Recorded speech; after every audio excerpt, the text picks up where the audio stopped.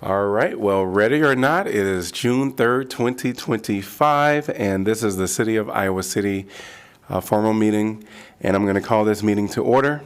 Roll call, please. Alter. Here. Burgess. Here. Harmson. Here. Mo. Here. Saleh. Yeah. Teague. Yes, here. Ben. Let's go. Wyline. It's very quiet. He's here. Very well. All right, well, welcome to everyone in your City Hall today. You all look beautiful, as well as to everybody that is joining virtually, welcome to you as well. The second item is proclamations, and 2A is International Domestic Workers Day, and this will be read by Councilor Burgess. Whereas domestic workers, housekeepers, caregivers, nannies, and others who care for homes and families play an essential role in the economic and social well-being of our communities, and whereas these workers, the majority of whom are women, often work long hours with limited to no labor protections, are historically among the most undervalued and vulnerable members of our workforce. And whereas International Domestic Workers Day commemorates the adoption of the International Labor Organization Convention Number 189 in 2011, which recognized domestic work as decent work and established global labor standards for this sector. And whereas we honor the vital contributions of domestic workers and reaffirm our commitment to ensuring their rights to fair wages, safe working conditions, and dignified treatment. And whereas continued advocacy, policy reforms, and public awareness are necessary to secure justice, respect, and recognition for all domestic workers, including those in informal and undocumented labor. Now, therefore, I, on behalf of Bruce Teague, Mayor of Iowa City, hereby proclaim June 16th, 2025 as International Domestic Workers Day in Iowa City and encourage all community members to recognize the invaluable work of domestic workers and to support the efforts that promote equity, dignity, and justice in all workplaces. And to accept the proclamation are Yadira Castillo, Alba Chavez, Yusveli Briceño, and Alejandra Escobar. Thank you.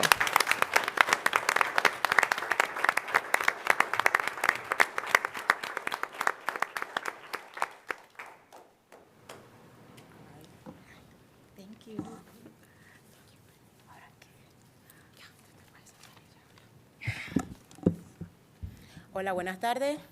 Mi nombre es Yusveli Briceño, soy venezolana, trabajadora doméstica. Good evening. My name is Yusveli Briceño, and I'm an immigrant from Venezuela and a domestic worker. Hoy estoy aquí en nombre de Escucha Mi Voz del Comité de Trabajadores del Hogar para decir gracias. I'm here today on behalf of Escucha Mi Voz and the Domestic Workers Committee to say thank you. Estamos agradecidos con la ciudad de Iowa por esta poderosa proclamación reconocida del Día de Trabajadores del Hogar. We're grateful to Iowa City for this powerful proclamation recognizing Domestic Workers Day. Hoy celebramos las manos y los corazones de quienes cuidan de nuestros hijos, limpian nuestros hogares y apoyan a nuestras familias, muchas veces sin reconocimiento ni protección justa. Today, we celebrate the hands and the hearts that care for our children, clean our homes, and support our families, often without recognition or fair protection. Las trabajadoras del hogar somos esenciales. La mayoría somos madres, abuelas, cuidadoras inmigrantes que merecen dignidad y respeto. Domestic workers are essential. The majority of them are immigrant mothers and grandmothers who deserve dignity and respect. Esta proclamación es más que palabra, es un paso hacia la visibilidad, la justicia y la esperanza. This proclamation is more than words. It's a step towards visibility, justice, and hope. Gracias a la ciudad de Iowa por escuchar, a escuchar mi voz y por reconocer el valor y la humildad de cada trabajador del hogar en nuestra comunidad. Gracias. Thank you to the City of Iowa City for listening to Escucha Mi Voz and recognizing the value and humanity of every domestic worker in our community. Gracias.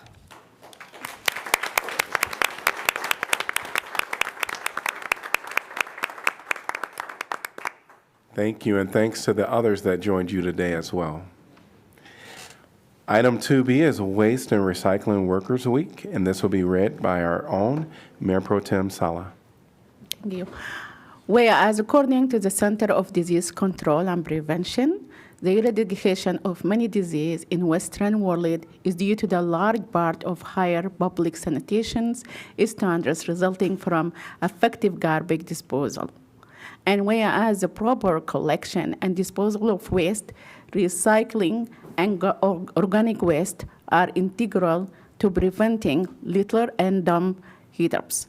And whereas the City of Iowa City values the celebrate of dozens of workers in the public and private trash, recycling, and organic waste industry in our community, and whereas the City of Iowa City promote environmental sustainability through reducing waste and increasing recycling and composting.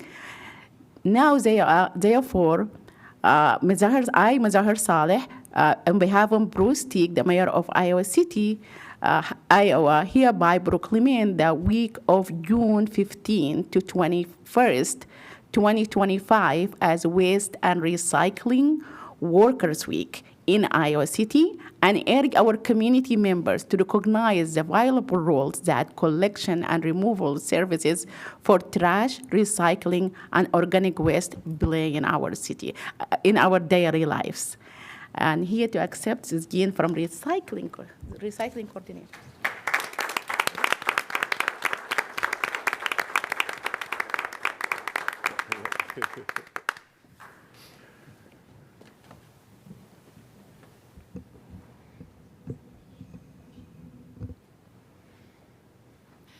All right, hello everyone. I'm Jane Welch. I'm the city's recycling coordinator, and we sincerely thank Mayor Teague and City Council for the Waste and Recycling Workers Week proclamation.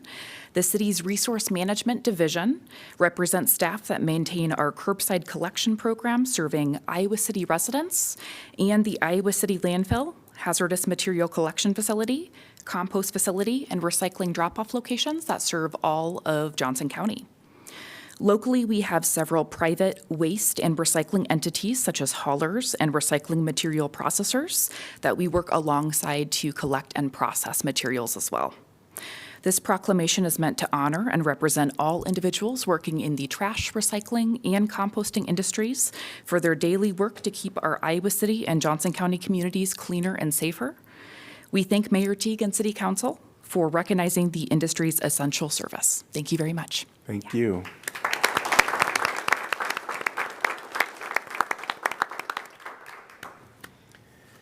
All right, we are moving on to our consent agenda, which is items 3 through 8. Could I get a motion to approve, please? So moved, Mo.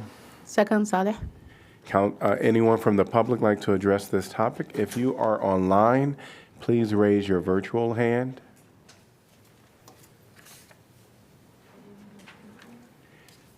This is for anything on our consent agenda, items 3 through 8. Yes, please. Welcome. We'll ask you to give your name and city you're from.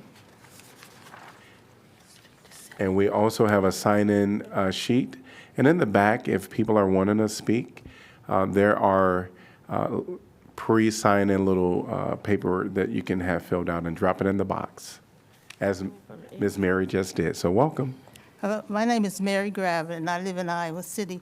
And I see a surprise at 8A about parking on the east side of the 1000 block of Arthur Street. Now, as far as I know, that's between Wayne Avenue and Muscatine. And why you would need parking there when everybody has a parking lot? All the businesses, the church, the mental health clinic, and that building that they're building for HACAP or whatever that name of that building is. Nobody knows what it is, but they work on it every day. But there's parking lots there. And besides, that road, if that's the area I'm thinking about, it needs repaving. It's got more potholes than it has road. And it's a two-way street. So how could that parking there on that street be of any help to anyone when there's plenty of parking in the parking lots? I know you can't answer the question, but this is a surprise to me because I didn't even know anything. There's no signs posted or anything. But it seems like it doesn't make sense because there's plenty of parking spaces in the I guess you would call like the biggest amount of parking would be a town and campus. And so they have their own, they have two parking lots as far as I'm concerned. And where I live, in the Wayne Avenue Apartments, we have parking spots there. And it's a public drive there. So this is a surprise to me. I didn't know this was even going on. And why do you want to have it there when there's so much space available? It seemed like, I don't know. I don't know what's going on there, so I can't speak any more than that. But that just caught my eye because I live there. Thank you. Thank you. Anyone else like to address the topic that is on our items 3 through 8? Seeing no one, in person or online, council discussion. Roll call, please. Sala, Yes. Teague, Yes? Wyline. Councilor Wyline. Yes. Alter, Yes. Burgess, Yes. Harmson, Yes. Mo. Yes. Motion passes 7-0. We are on to item number 9, which is community comment. This is an opportunity for the public to come and speak to the council, but we are not allowed to engage in discussion because of open meeting laws. Individuals will be given 3 minutes to speak, and if you would like to speak during this time, will you please raise your hand so I can just count the individuals that want to speak during this time? Great. Please come up to the podium, and you'll be allowed 3 minutes. State your name and city you're from. Welcome. My name is Mary Gravitt, and I'm from Iowa City. I'm here representing my community in the senior center. The old people down there are scared shitless for what's going on. They're afraid they'll lose their Social Security checks and the Medicare. So I prepared a little statement for them for what they should do, and maybe the city could do something about it too, but I doubt it. Just as Maslow has his stages of self-actualization, I signify upon him, have my own concerning wokeness. The religious right leadership and their mega congregations that helped Donald Trump into office confess that they believe in the Bible, that is the Word of God. Yet they use the term woke as a pejorative along with the politicians they support. The caution is to wakefulness appears in the Bible 89 times. Yet this means nothing to these profane and witless Christians who want to ridicule. However, I prefer 1 Thessalonians 5:5-7 to make my point clear. You are children of the light and of the day. We don't belong to darkness and night. So be on your guard, not asleep like others. Stay alert and clear-headed. Night is a time when people sleep and drinkers get drunk. There are 4 stages to wokeness. Awake, which is to cease sleeping, to become aroused or active again. Asleep, which is a state of bodily rest, figurative for physical death or spiritual dullness. Wake, which is to rouse from or as if from sleep. Aware, which is having or showing realization, perception, or knowledge. As it states in Psalm 44:14, preachers and politicians have made us the woke people, an object of ridicule among the nations, thus making the word of God, Jesus, a lie. The woke realize that our political leaders are, in the words of Hannah Arendt, death-bound murderers signing away lives and livelihoods, drunk on the blood of children and widows. And if you don't wake up, you are also guilty. So these people are afraid, and the center belongs to the city. And we must take care of the mental health of the elderly, because the elderly took care of our mental health. And we must wake up to the situation we're in and stop letting people frighten people. Don't be afraid. Wake up and just face what you got to. Thank you. Thank you. Welcome. Anyone else want to speak during this time?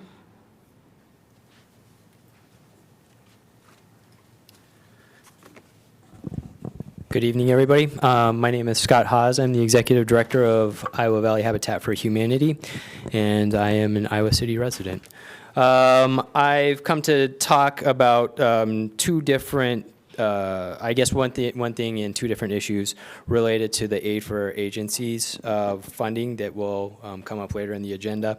And this is an issue that our work often is overlooked and isn't really captured in the application process. And so in the scoring that was I want to presented- make sure that, is this related to that item? Yeah, is there going to be a chance for public comment during Yes, that? yes, you'll wait during that All right. time. Thank you. Anyone else like to address an item that is not on our agenda today? Seeing no one, we're going to move on to item number 10, which is planning and zoning matters. 10A is rezoning north of East Foster Road. Ordinance conditionally rezoning approximately 2.69 acres of land located north of East Foster Road between North Dubuque Street and Prairie du Chien Road from high-density single-family residential with a planned development overlay zone to a high-density single-family residential zone. And I'm going to open the public hearing and welcome Danielle. Thank you, Mayor. Danielle Sitzman, Neighborhood and Development Services. As you introduced this item, it is a rezoning. There are two of them back-to-back on your agenda that are basically land swaps of equal size between two owners in roughly the same area of town. This slide shows the boundary of the land swap on the first rezoning. This is not the swapping of land tonight, but actually the rezoning that needs to occur so that land can be transferred from one area to the other. Basically, our requirements are that when something basically, we don't like to have land with split zoning on it, so we like to have land all under the same zoning. So in this case, with the boundary line adjustment that's being requested administratively, there needs to be a preceding rezoning to rezone it so that it can have a similar rezoning or similar zoning district to the land that it's going to join. So in this instance, that black dashed outline is moving to the west out of the red box and into the blue box. It's going from a zoning district that has an overlay on it because it was previously part of a rezoning that had sensitive areas as part of the original area that was zoned at one time. It's moving into an area that no longer needs to have that overlay zoning. It is already, though, constrained by the fact that it has sensitive areas on it, and there have been protections put in place there. So really, it has no development potential as it transfers over into that other area because it's already been protected in that way. So it was leaving Lot 4 of one subdivision and going into that land area that I indicated in that map. It's a simple rezoning in this case, so there's just two zoning standards that we look at, consistency with the comprehensive plan. In this case, the future land use map does indicate that this is appropriate for conservation design because of those sensitive areas. And like I said, they've already been protected.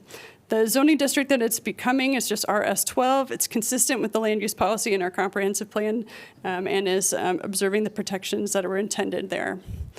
Since nothing's really changing, it's not changing the character of the neighborhood in any way, it would also be consistent with that criteria. As I mentioned, it's got environmentally sensitive areas that are already protected by a conservation easement. So just in the broad outlines of the Forest Hill Estates subdivision. This was part of a much larger area of land, 50 acres, that was rezoned in 2017. Had some platting action taken on it in 18. It's part of one lot in Lot 4. And is being transferred to the land to the west of it.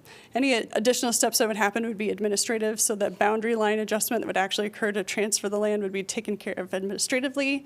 And in the future, if development occurs, there'll be additional steps for site planning and building permits.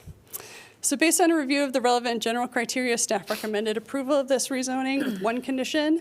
Because this land is not fully designed yet, doesn't have a site plan, there's still some need to constrain those activities until the boundary line adjustment happens. So that's really what this condition is about. It's even though the rezoning is happening, the boundary line also needs to be affected.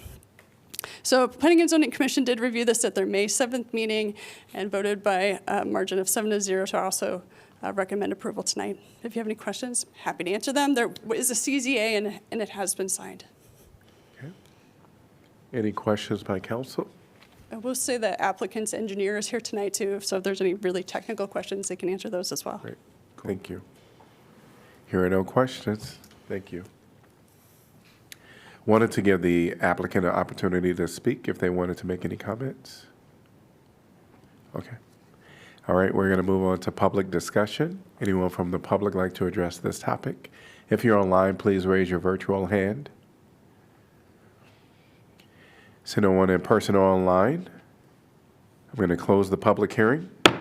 And then I'm going to, well,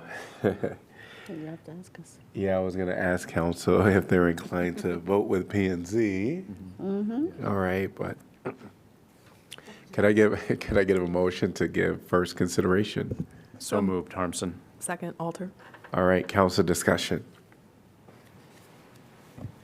Roll call, please. Teague, Yes. Wyline, Yes. Alter, Yes. Burgess. Yes. Harmson, Yes. Mo, Yes. Sella. Yes.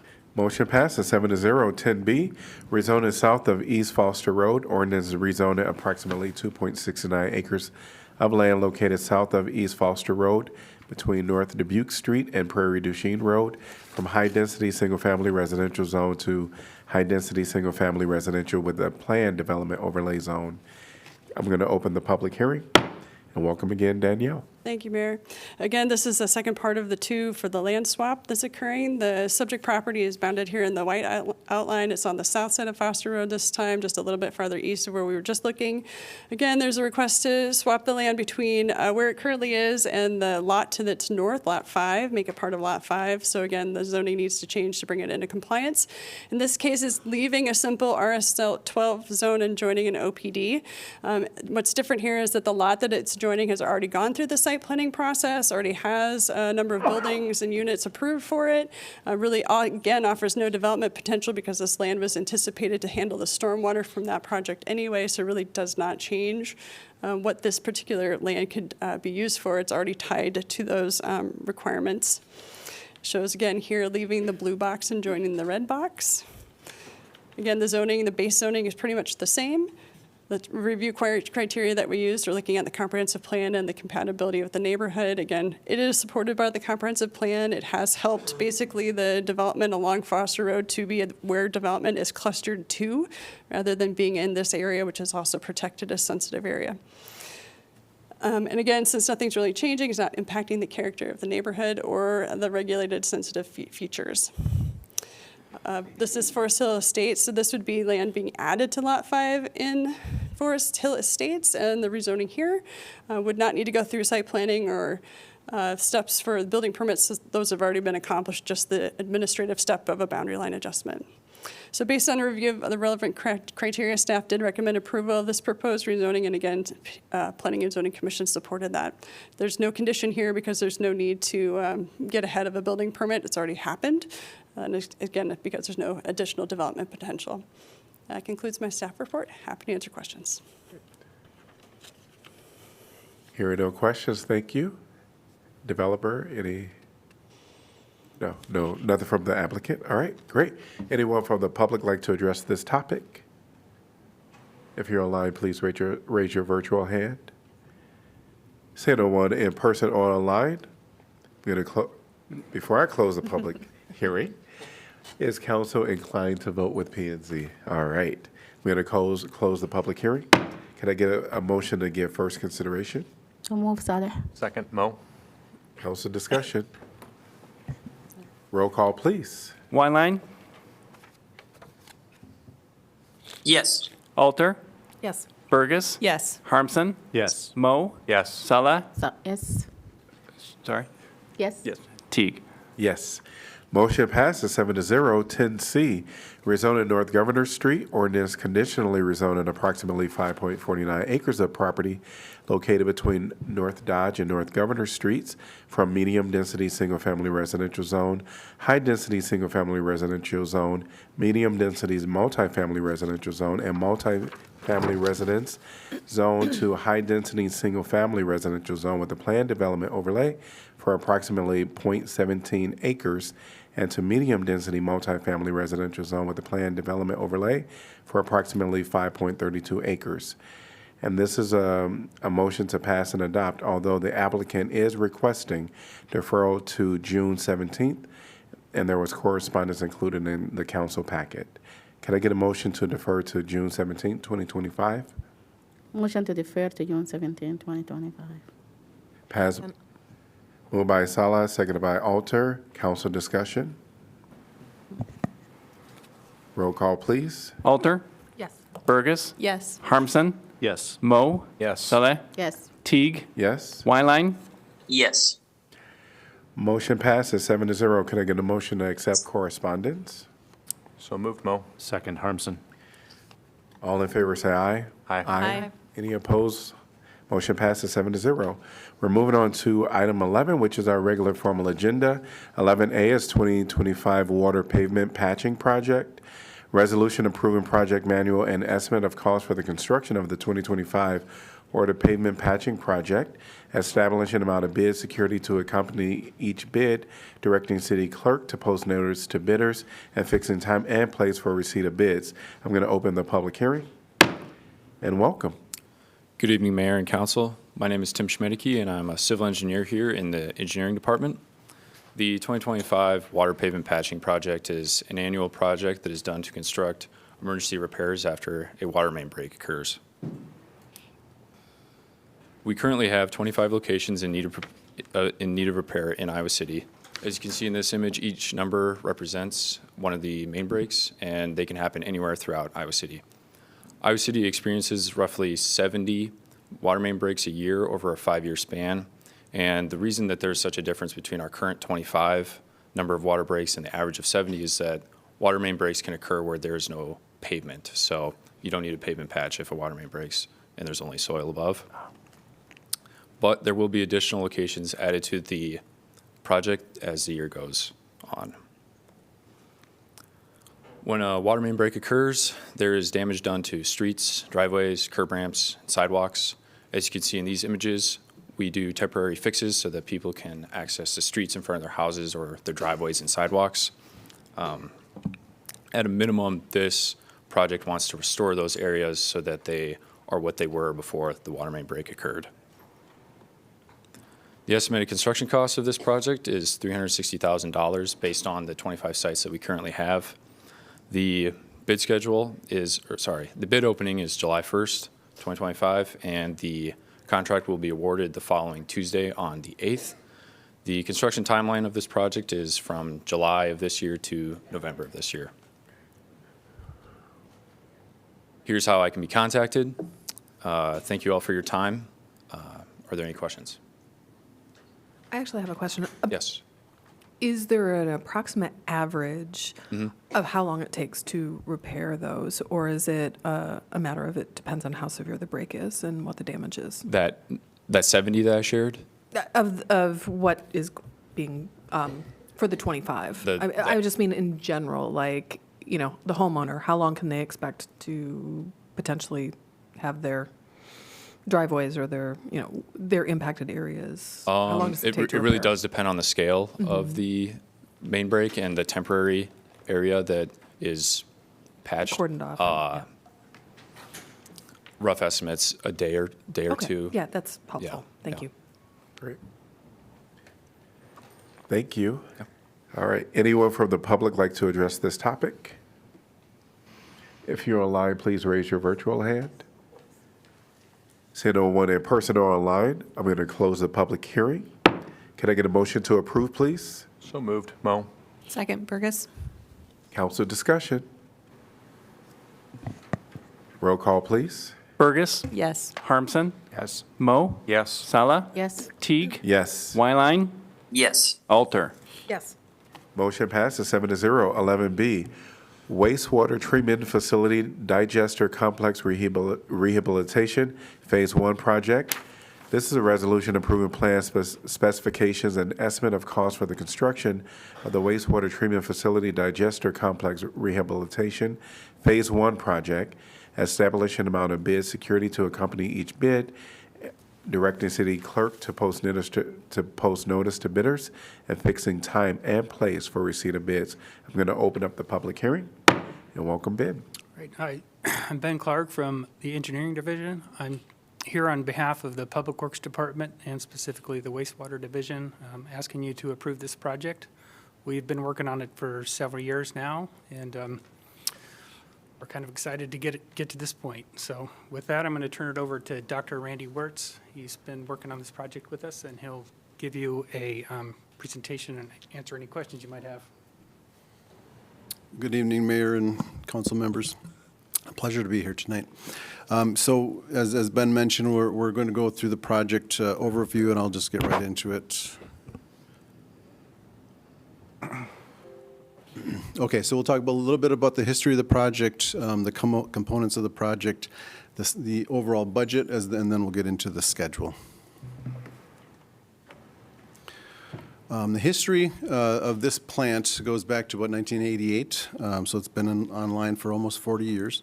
It started with the specific portion of this project is the digesters, and I'll talk a little bit more about that, but the plant started with 2 digesters and then a big storage tank, and in 2001, about 13 years later, 4 more digesters were added, and those are shown in the yellow and blue here on the slide.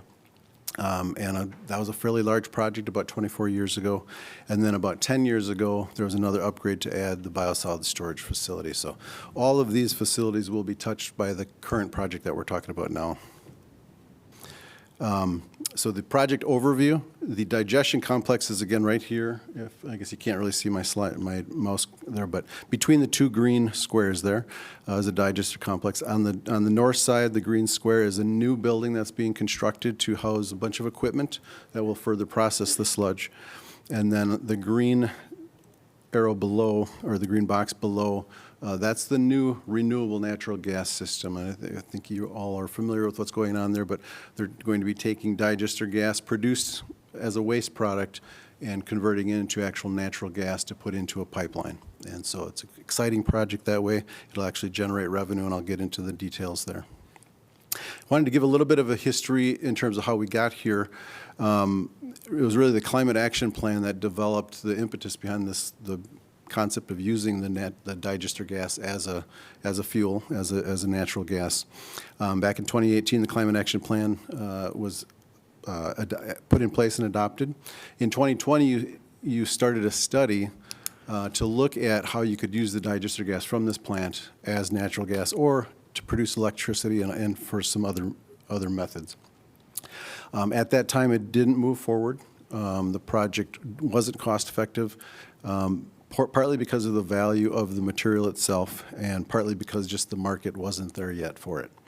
Now in 2022, we were involved to reevaluate that study and to look further at your treatment plant. And at that time, the market had improved quite a bit for this project, for the deliverables from this project, and so the value was then there, and it showed that it did actually have a financial payback. In addition to beneficially reusing the gases that was a waste product, we could also actually have a revenue from that waste product. So then we took it in 2023 and further dove into a conceptual design to make sure that we had our costs figured out and that it was going to make sense, and it did. And then over the last year and a half, we've been working on the final design of the project. We're here now to hopefully approve the project and go into the bidding phase.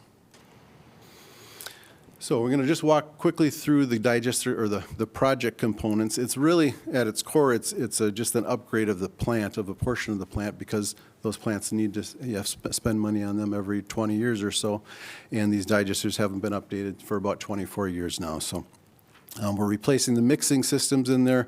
We are reducing the amount of power that they will use by up to 50%. So that's savings of probably $25,000 to $30,000 a year through reduced power usage. Putting stainless steel covers on 2 of the tanks that had carbon steel. The carbon steel has degraded. Stainless steel will last for a very long time. Anyway, the stainless steel will last quite a bit longer. There were some budget constraints probably halfway through the project. We actually de-scoped the project when we realized the costs were coming in a little bit high based on our estimates. And so there were several things that were eliminated from the project. Those won't go away. They still will need to be done at some point, but these we felt we could take out of the project without sacrificing the quality of this project. And you probably have another project similar to do these components in 5 or 10 years. The new sludge processing building, this is will house several new processes, and this is actually where you'll actually receive waste from other industries in town and maybe even out of town. We'll receive fats, oils, and grease waste from commercial facilities like restaurants. That material will all be brought in. It'll be stored in a tank and then pumped into the digesters, and that will make more digester gas and produce more renewable natural gas then in the end, and you'll not only get paid for receiving the waste, but you'll make more gas and more revenue from that gas. Again, there were several things in this building. The building shell is staying the same, but we did de-scope what's going in the building to some degree so that we could reduce the overall cost of the project. But we're designing it so that that stuff can be added back in at a later date very cost effectively. So the space is still there. The connections will be there. It's just that not all of the equipment is being put in at this point. Fats, oils, and greases. So this is from your restaurants in town. You have a lot of wonderful restaurants in town. They all have grease traps, or hopefully they have grease traps and they're maintaining them. And that grease will be brought to the treatment plant, hopefully. This machine here will be installed in a building. It will screen, that material has a lot of, typically has forks and plastics and napkins. Everything goes down the drain and it ends up in your grease trap. So this screen here will take all that stuff out and then allow that grease to be further processed in the digesters to make more gas out of it. You're putting in sludge screening, so not a lot of plants have this technology yet. This is, you guys produce a Class A or Class 1 product. It can be used almost anywhere. It all goes to farmland now, but it's actually a very, very high quality product. But there are some plastics and some things in it that you don't really want on your garden or you don't want on your farm field. And so the decision was made to put in the screens that will actually strain out those plastics and other materials that you really don't want on the land. So it's really a value-added technology. There were 2 of these in the original project. There's only going to be 1 now. It's still enough to process everything, but if it goes out of service for any length of time, then you just have to bypass it. You wouldn't have a second unit to be brought online. We're putting in a silo to store what's called high-strength waste. So high-strength waste is from industries like food production facilities. They usually have material that goes to the landfill or goes to, sometimes it's land applied. It's really highly concentrated pollutant material, but it's great for digestion because high pollutant means it has a lot of energy in it, and that energy can be converted into gas, and that gas can then be converted into natural gas. And so we'll be bringing in that material, we'll be bringing in the fog, the fats, oils, and greases from the commercial entities, and storing that, and then that's slowly fed into the digesters to make gas. And we're estimating that you should be able to approximately double your gas production by bringing in this material. Struvite mitigation, I don't know if any of you remember seeing any of these pictures, but you have a fairly severe struvite issue. Struvite is just a chemical. It's ammonium magnesium phosphate, and it creates these crystals, and it just can gum up everything and crystallize everything and plug up pipes and mixers and everything else. And some pictures of it are on the right here.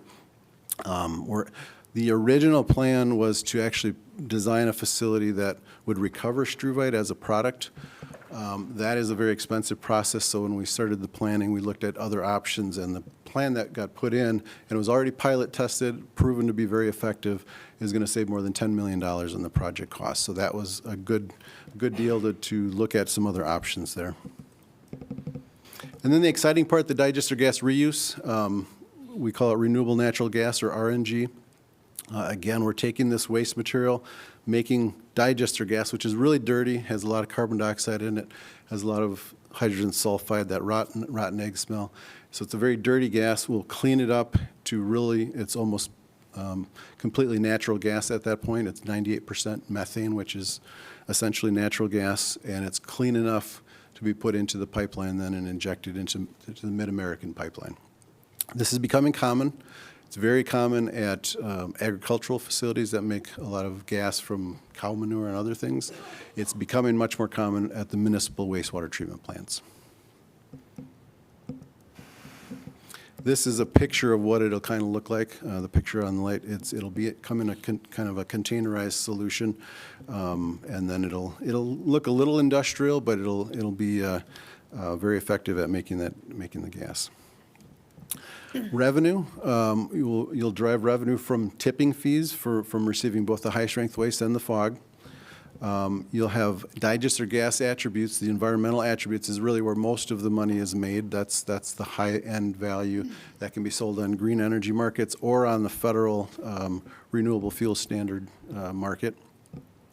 And then there's you actually physically sell the gas as well. The utility will pay you for the actual gas molecules. So there's 3 sources of revenue that'll be derived from that project. The pipeline, the treatment plant is shown up on the top of this picture. The red line is the approximate route of the pipeline. Mid-American will design and build that pipeline and own it and maintain it. But that's approximately, it's about a half a mile of pipeline. It's going to be a very small 1-inch pipe at 650 PSI. So they're injecting into a 650 PSI high-pressure main. I think that was that. So the budget, the fun part of the presentation, the overall budget right now is at about $36 million. You've already spent about $830,000 on equipment. So the reason that was done, you pre-purchased equipment last July. The reason that was done was to allow you to obtain rebates through the Inflation Reduction Act. You had to show that you were proceeding with the project in 2024. By the end of 2024, as long as you can prove that, which you have, you're eligible to receive fairly substantial rebates through the Inflation Reduction Act. I'll get to that in a minute. We're expecting the bid costs to be in the neighborhood of $28.2 million. That's the project that will be advertised. And then the other costs you can see, there's the Mid-American gets paid for the interconnect. Technical services are all the engineering and other legal fees that go into it. And then there's some special inspections and things like that. All adds up to about $36.2 million. And we're expecting, some of the preliminary projections were about $3 million in rebates through the Inflation Reduction Act. That would come after the project is built and you're actually selling gas on the pipeline.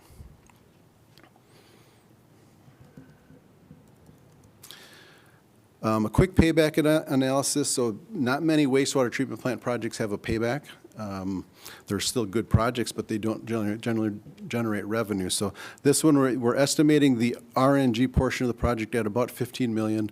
If you take out the $3 million of rebates, it's about $12 million. We're expecting a net revenue after everything's paid for, after the O&M is paid for, of about $1 million a year. And that's, again, combination of tipping fees and revenue from gas sales. So that's a direct payback of about 12 to 15 years. So there is a payback. Again, that's unusual for a wastewater treatment plant project and kind of exciting.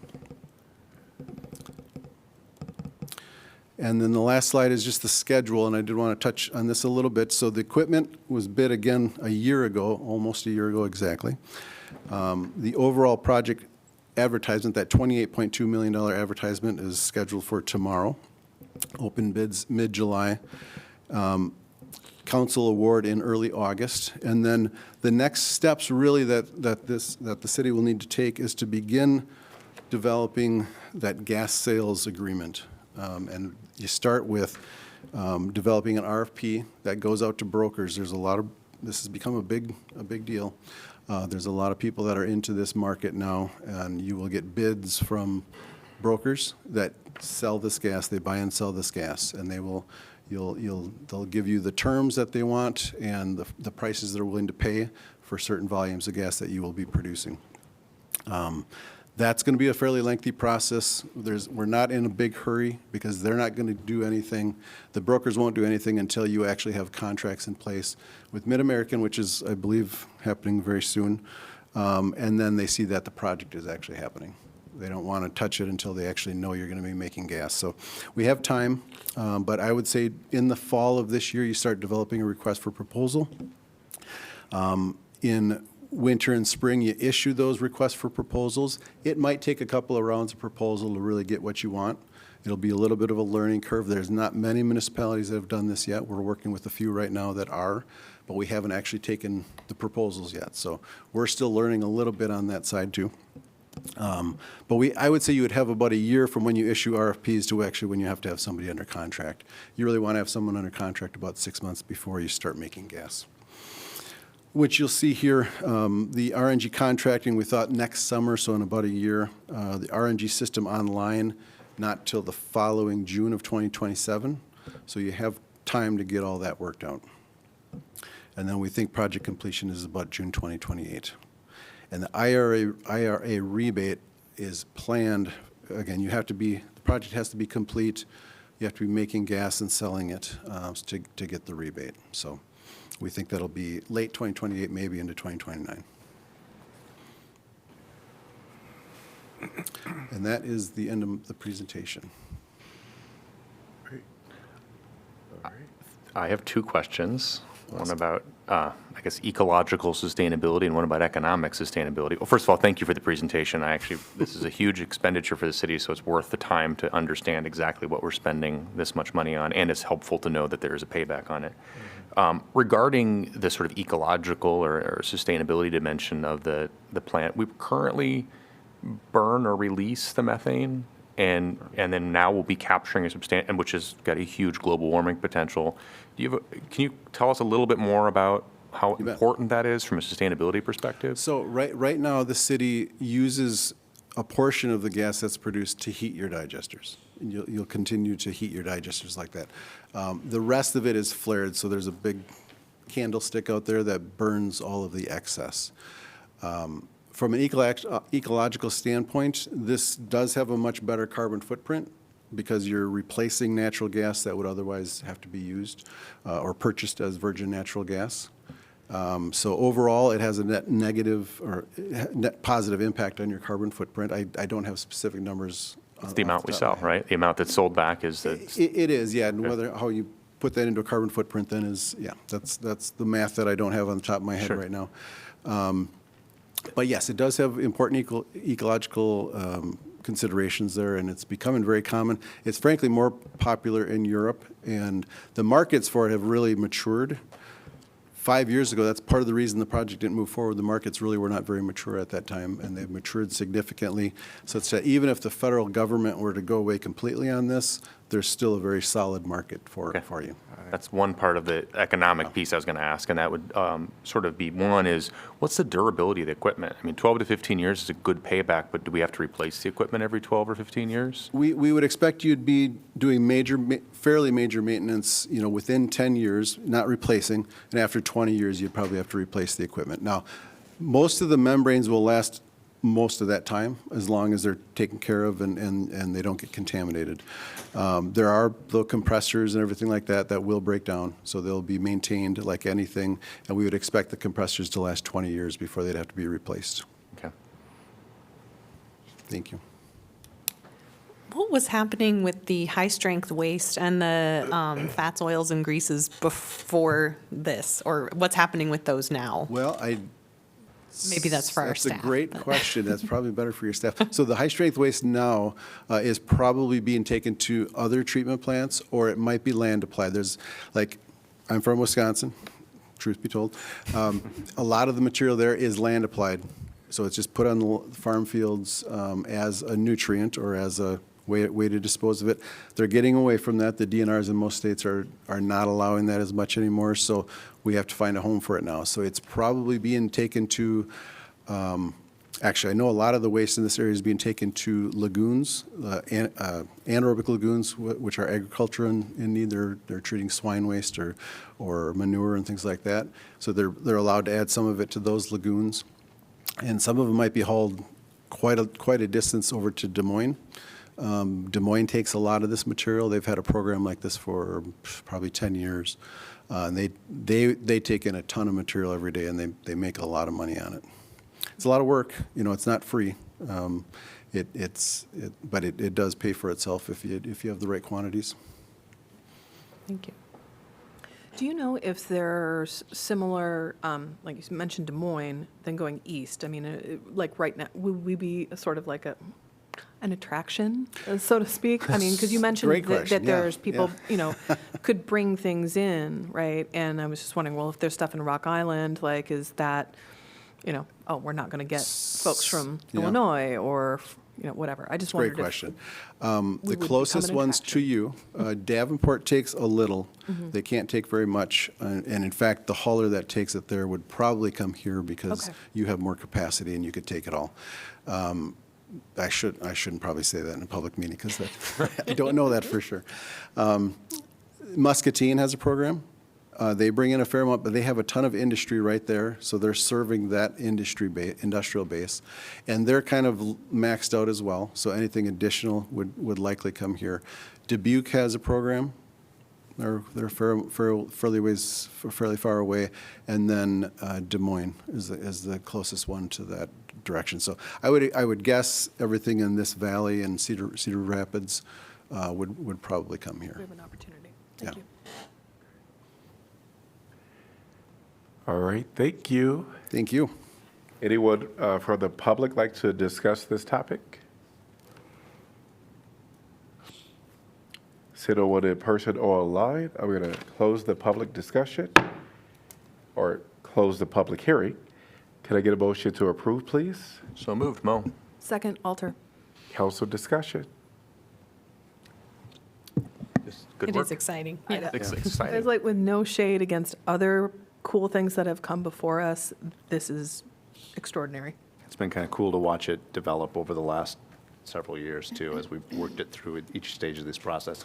I think we had some of the first meetings on this maybe right after we joined the council. So. Roll call, please. Harmson? Yes. Mo? Yes. Pardon me. Oh, sorry.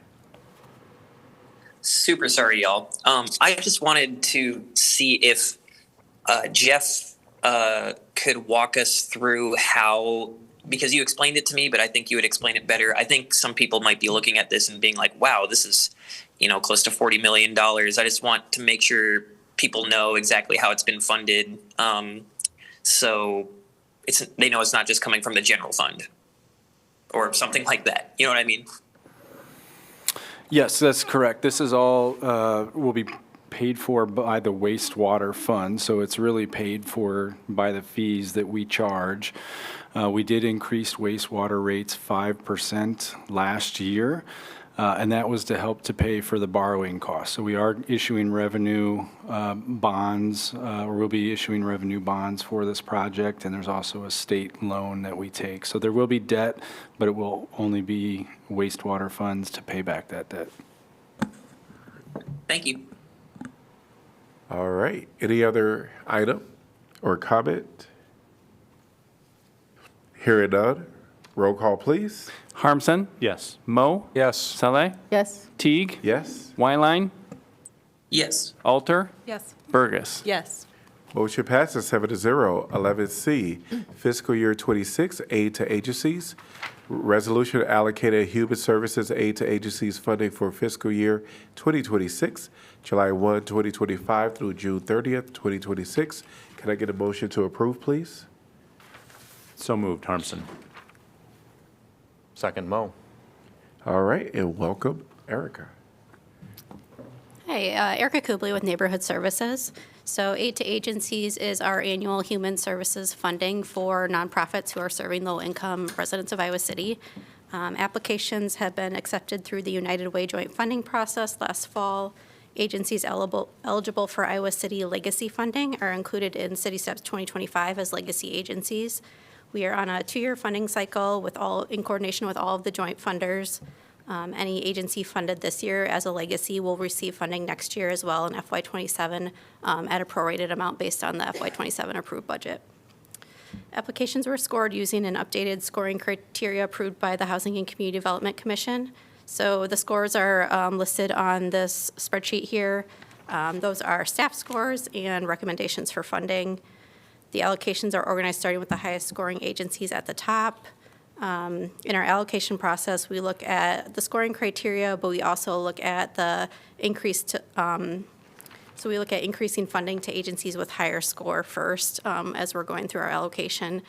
We also consider the request amount and prior year funding when we're going through and determining the funding levels for the agencies by score. Typically, I'd be presenting a recommendation from HCDC, but we were unable to reach a quorum to review the applications with the commission this year.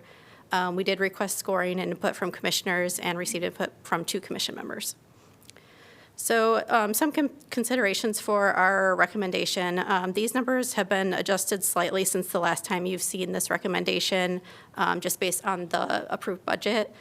We use a portion of our CDBG public service dollars for this program and then adjusted that slightly with our approved HUD allocation. In January, City Council approved our City Steps 2030 plan, which outlines some changes to our aid to agencies program. Because we started our legacy process before that plan was approved, we haven't fully implemented those changes with this funding round. Some of the changes in that plan, it shifts the minimum funding level to $20,000. We did incorporate that change into our recommendation. However, the current set minimum funding is $15,000 for this funding round. In future funding rounds with City Steps 2030, we will also be providing direct funding to 6 agencies. Those are highlighted on the sheet in kind of the lighter blue color, those 6 agencies. About 56% of funding is being directed to those agencies. Our goal with the City Steps 2030 is to have approximately 50% to those 6 agencies, no more than 60%. And the other piece of this budget is our non-legacy funding. Up to 5% of the total aid to agency budget can be set aside for agencies who are not receiving legacy funds in a given year. This year, we recommend setting aside $30,000 for non-legacy funding. We haven't put that application out yet. We wanted to await our final budget amounts, which just came out a couple weeks ago. And then also that process and eligibility is contingent on this award. So we wanted to get this through this approved first. As proposed, the approval of this agenda item, upon the approval of this agenda item, we would proceed with a non-legacy funding round. We'd put the application out. The non-legacy funding offers $5,000 to $15,000 of one-time funding for the year, and we would work with HCDC on a recommendation and bring that recommendation back to council for approval. And that's all I have. I'm happy to answer any questions. How much confidence do you have? I mean, you just mentioned that you would work with HCDC on non-legacy. I know there was difficulty with quorum. So, and I know that there are some suggested changes. I mean, do you anticipate that you'll actually be able to do that collaboration for non-legacy? I would expect so. I think part of the quorum issues were the level of work required with the legacy agencies, and I think this is a much more manageable application process for both the applicants and the commissioners and staff. So I think people will be willing to participate. Also, can you tell me, this is putting you on the spot, but just as best you can, in the past couple of cycles, how many non-legacy agencies have applied for those dollars? Usually around 8, I would estimate. Okay. And so if we fund them all at $5,000, we could fund 6. If we funded them at $15,000, we can only do 2. So it's usually somewhere in between that. Okay. One other question that I have is there's not in, sorry. There are a few agencies in your recommendations that, even while the dollar amount may not be that much of an increase, the percentages are a lot in comparison to others. Can you speak a little bit to that? So the one that jumps out to me is aging services. And I can pull it up, but if you look back to their prior year funding, they kind of had a drop in FY24, 25. And so this was more in alignment of what they've received in the past. So that was a consideration. Also, just the level of funding that they're requesting. So the level of funding, so the proportionality, or the. Or, I'm sorry, maybe I'm looking at. I'm sorry, I'm looking at free lunch. Okay. So there was something of a correlation between what the ask was versus, or in relation to the proportionality of the percentage. I'm sorry, I'm using the wrong P words. There is a correlation between what they were asking for and then also the amount that was awarded. When you mentioned that there was a drop-off prior, so then you're like, okay, we can bump that up based on the fact that their ask is actually for more? Am I understanding that logic? Yeah, so we're kind of looking at consistency of funding a little bit as well. And so I was speaking of aging services before, sorry about that. So we're looking at like maybe FY23 through 25, what they've received, and maybe that had shifted previously. So brought that up a little bit. And also they were kind of the next, they requested a small amount and they're the next highest score. If I could add to that, and please correct me if I'm wrong, Erica, some of the larger percentages increase are reflecting the new minimum allocation as well. So you can see free lunch, aging services, houses into homes, all were around that $15,000 level, which is the minimum allocation. But as Erica mentioned before, with the new consolidated plan, we pushed that up to 20,000. So a lot of that jump is just getting them to the minimum. Okay, that equally helps. Thank you.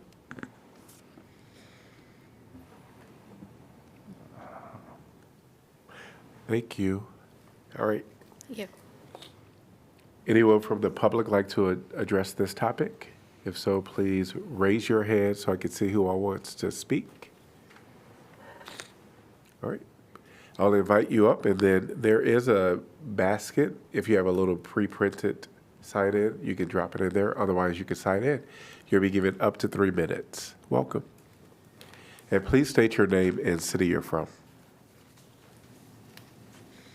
Hello, Missy Forbes, Iowa City. I'm the executive director of 4Cs, and I have spoken with you guys and corresponded a lot about our funding. And I think when I was at the work session, you brought up a very term that hit, and it was the ARPA cliff.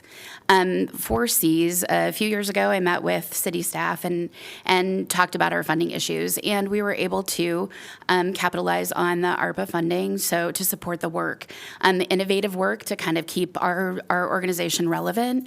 And we're coming to a close of all of that funding. And I think that one of the concerns I also have is that this joint application is a 2-year funding.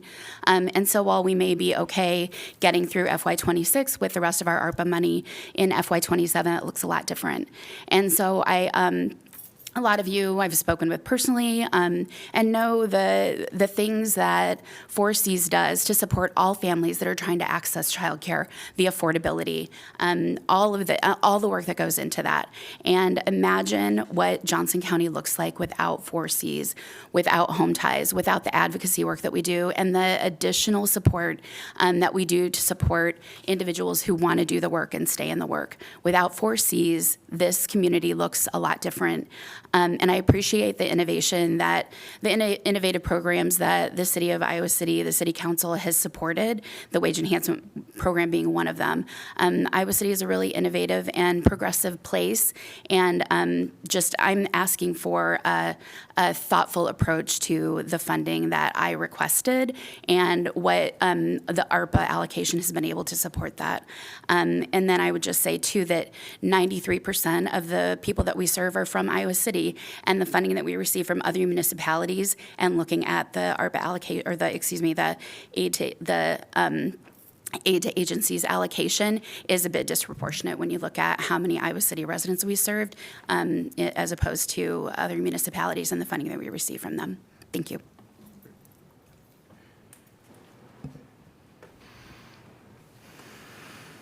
Welcome. I'm back. Scott Haas, Iowa City resident, Executive Director of Iowa Valley Habitat for Humanity. The application does a nice job of capturing a snapshot of what we'll do in that period, that application period. But what we struggle with at Habitat for Humanity is that it doesn't capture the cumulative effect of our work. So it captures the people that will build a house for and sell a house for in that year, but it doesn't capture the homes that we built the previous year or the previous period. Even though those people are still enjoying the benefits of their home and it's still an affordable housing unit that we don't get to report on. And as a result, the per individual investment for Habitat for Humanity looks really expensive because we're not able to capture the people that we built homes for 5, 10, 15 years ago. And so as you consider this and as you guys discuss the funding for that, I'd just like you to consider that the homes that we built in the past are still providing affordable housing for low-income individuals. The second thing that I'd like you to consider, and is also really difficult to capture in the application, is the depth of the service that we provide. Homeownership is transformational. It provides generational wealth that households can use to invest in education or transportation or whatever else it might be that that they might need to strengthen their family. And it's really difficult to capture that in this application. So again, I request that you guys consider those 2 points. Thank you. Thank you.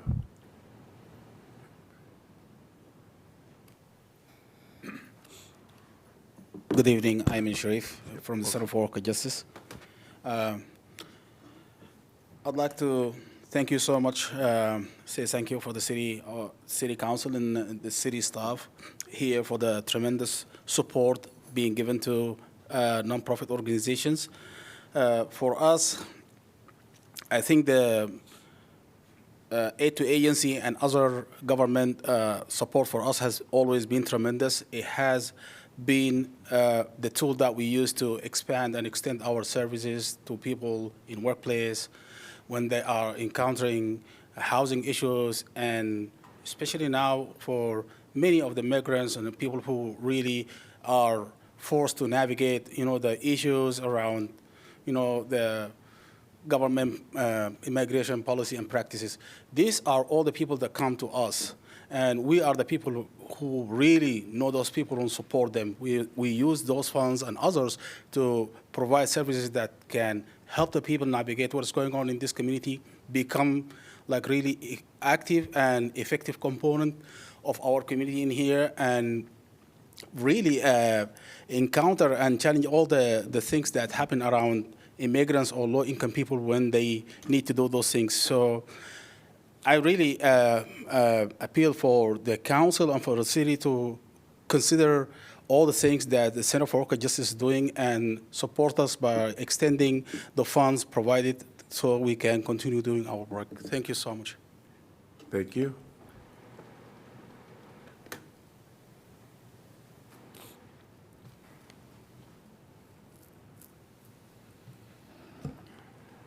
Welcome.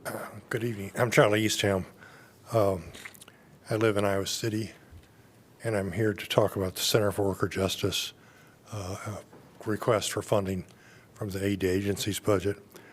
I agree very much with Executive Director Sharif's description of the CWJ's current work, and I think it's a vital part of what we do as a community for people who need assistance.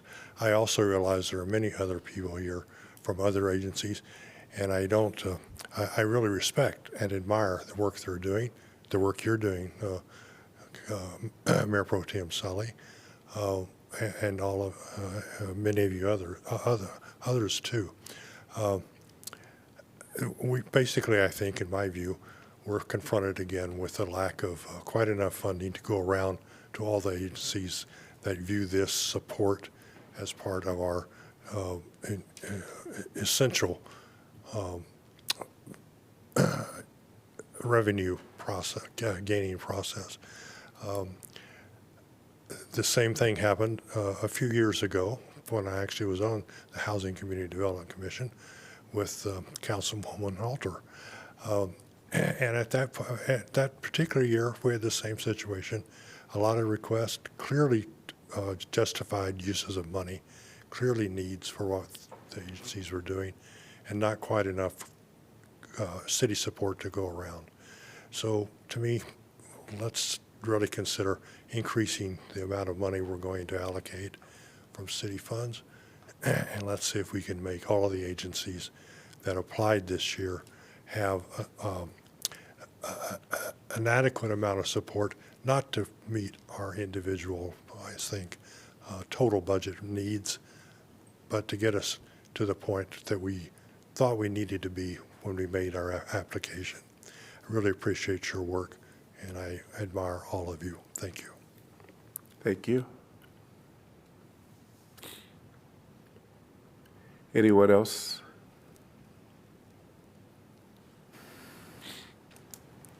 Welcome. Thank you.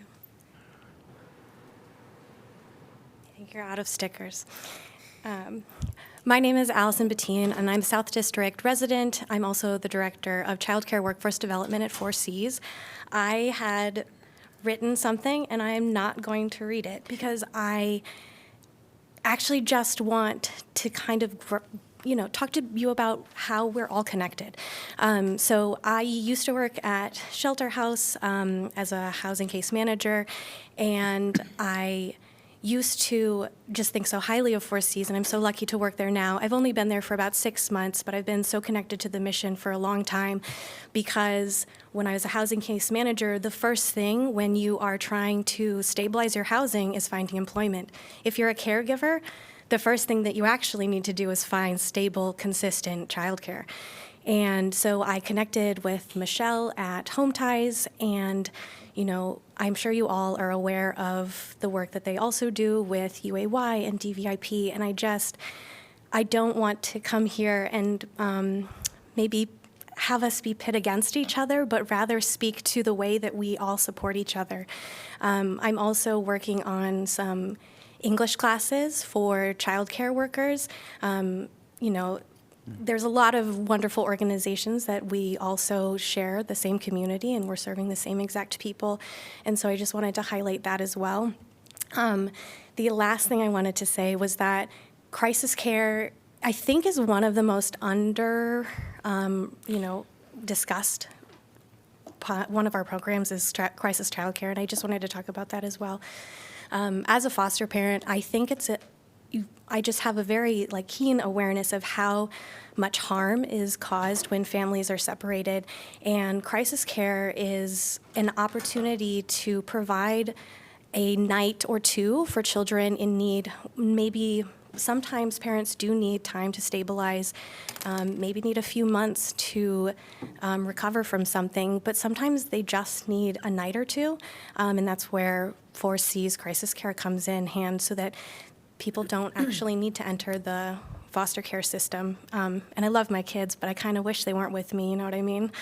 But I think that's why I decided not to say what I planned to say. But I just am really grateful for our collaboration throughout the years, and I'm here to just say that keep letting us do what we do. Thank you. Thank you. Welcome.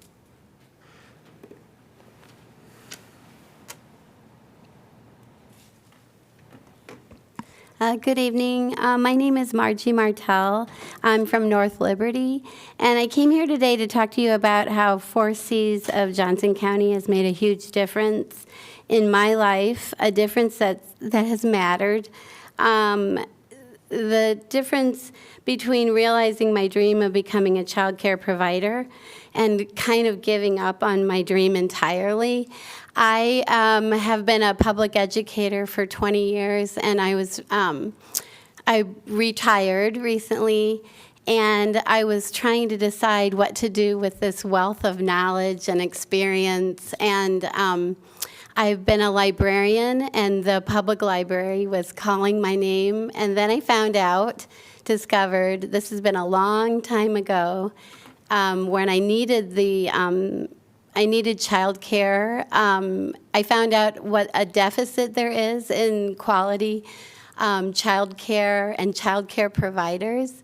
And I attended a class, and I was told about 4 Cs of Johnson County. And after attending, going there, meeting Allison Bettine, I started a journey that I didn't think I could navigate alone, and it turns out I couldn't. They helped me through the licensing process, finding out all the information about if it was doable. And in the process, I've made really great friends, other people that attend, go to 4 Cs of Johnson County to get information about maybe starting their dream. We've become kind of a support group. And long story short, because of 4 Cs resources, I have recently realized my dream. I'm opening my own child care center in the fall, and I'm very excited to be passing on all my experience, all the tools that I've gleaned, and all the resources that 4 Cs has provided me to future children. I feel like this legacy will just continue on, and I really hope you continue to support a center like 4 Cs, helping all of us that are interested in this field provide that for the community. Thank you very much. Thank you. Anyone else? Say no one else, in person or online. If you're online, please raise your virtual hand if you want to speak. Say no one in person or online, council discussion.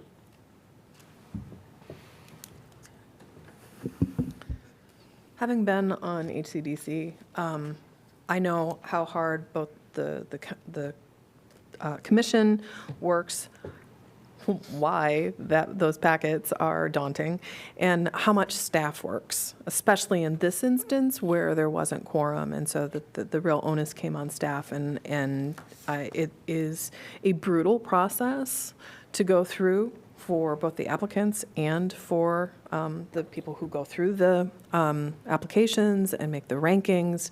So I just want to express that I know how difficult the process is, and also how grateful we are that you have done it. I also remember hearing from agencies, EDs, and staff talking about, as you're looking at essentially a spreadsheet up on the screen, and it's like watching your application and essentially your baby be dissected, right? As people are like, wow, what about 2,000 here and 5,000 there? So I've realized, especially now moving on to council, that to be cavalier and to sort of go in and be surgical about things is not the best MO. That said, I do feel that it's not going to come as a surprise to anybody on council, given what I have advocated for before I was on council, and then as I am now, that I would like to see 4 Cs receive higher funding than it is. I also recognize that, just in a very practical sense, as others have commented, right now, unfortunately, we are in a situation where there's a pie. And the pie is only so big, and there are a lot of different entities who have real need. So I cannot, in good faith, recommend the full amount. That said, I think that the kind of work that 4 Cs has been doing warrants more than $20,000, especially since it's a 2-year funding cycle. So I would like to recommend 35. And maybe we can look at non-legacy as a potential place for it. Again, I recognize that what I am doing goes counter to what I thought was so important that council not do, which is micromanage and go back and like rearrange a really thoughtful process. But in this instance, I do feel strongly, this is serving, they're small and mighty, and they are serving a particular subset or subsets of community that are doing things that some of our larger agencies aren't. And as has been talked about, that there is a lot of collaboration. And so I would like to see that reflected in the amount that's being offered up. So I have one question, and this is just referring to urgent funding needs. That if someone comes to the city and they need some funding, is there someone that can remind the council of that process? What do you mean, emergency funding? For a request made by an agency, if they. There is no request. I think they have a cycle and they apply for this cycle. Not this one, outside of this. Yes. I think the emergency funding maybe. It's the emergency funding. Erica can give you the details, but just as a reminder, the origins came much in a meeting like this, in which there was a urgent call for one agency to get some one-time dollars from the city to meet some operational needs that they had, and the council really struggled with that decision and realized that that decision had implications for a lot of different agencies across the entire community. So at the time, the council created an emergency funding program, which is not something that we offer at a point in time, but there's an application process that lives on our website. And we've used it very infrequently, but I'll let Erica, as you're sitting down, explain just how you review those applications when they do come in. Sure. So you pretty much covered it. We have an application on our website with our grant opportunities, and staff. When an application comes, we review those on a case-by-case basis to see if they meet the criteria of the funding. I understand what you're saying, Mayor, about emergency, but yeah, I think that should be like really discussed differently.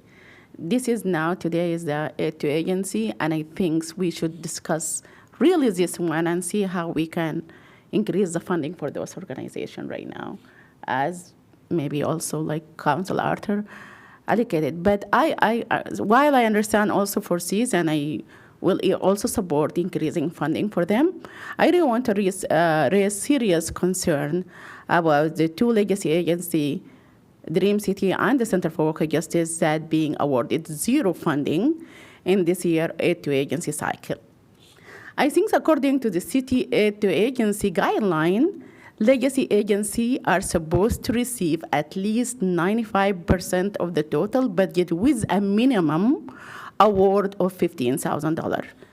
These agencies are recognized in the city step 2025 for their high performance and long-standing service to low-income residents. And if they apply on time and they are in a good standing and continue to serve vulnerable population, I think they should not be excluded from the funding entirely. And I think this decision really contradicts the purpose of aid to agency programs, which means to provide stable support to trusted organizations. Giving these agencies zero sends really a wrong message to our community, especially now for like this bad political climate. I really believe that CWJ should receive more even than $15,000 during this time. And I also would suggest higher amount to them, which is $40,000, not just the minimum. CWJ is one of the few organizations in our city that constantly support immigrants and low-wage workers who are under increasingly pressure in today's political climate. Their work is critical to equity and justice, and it is directly aligned with our city values.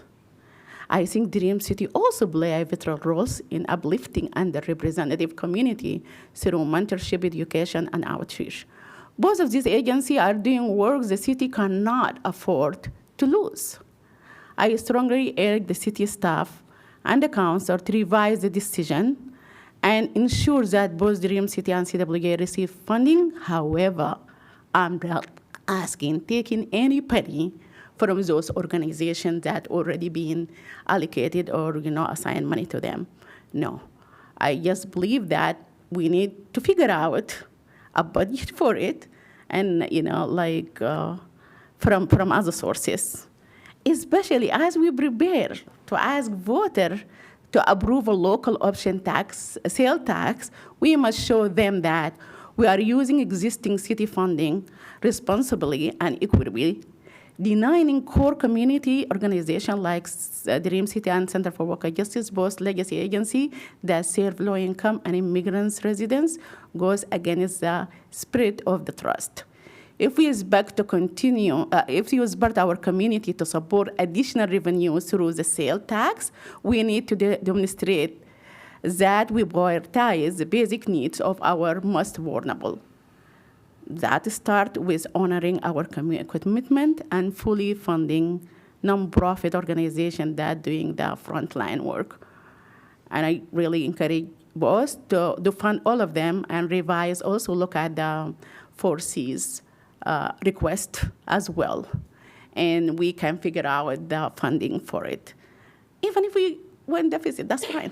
We just need to make sure we are helping our community. Yeah, I would say, if y'all can still hear me. Yes. Just checking before I talk. I would say, in a moment like this, so much of what Mayor Pro Tem was saying is exactly what I was going to say. In a moment like this, when Center for Workers' Justice does so much seen and unseen work for the immigrant population here in Iowa City, and from so many different immigrant communities here in Iowa City who have reached out to me, who I've talked to, say that they just provide like essential above and beyond service to them in a way that is just so essential at this time. And immigrant communities are going around or just living their daily lives very scared right now. And I think that slashing all funding for the Center for Workers' Justice at a time like this is not responsible. And I think that seeing as we are already working in a moment of deficit, and we added $200,000 to it for the Johnson County Affordable Housing Fund, and that was a correct thing to do, then I think that we can continue to dig in and not play the game that people at the state and federal government want us to do, and that's to pit us against each other and make us fight for scraps. That's exactly what they want us to do. And it really is, I think, a time for us to be bold and to realize that we were in a political moment that these agencies, and not just Center for Workers' Justice, 4Cs, Habitat for Humanity, Dream City, these agencies are what's going to help hold our community together while we work through this extremely challenging political time. So specifically, the first thing I thought of when I saw the Center for Workers' Justice funding being slashed to zero, I guess I was expecting to see it be increased.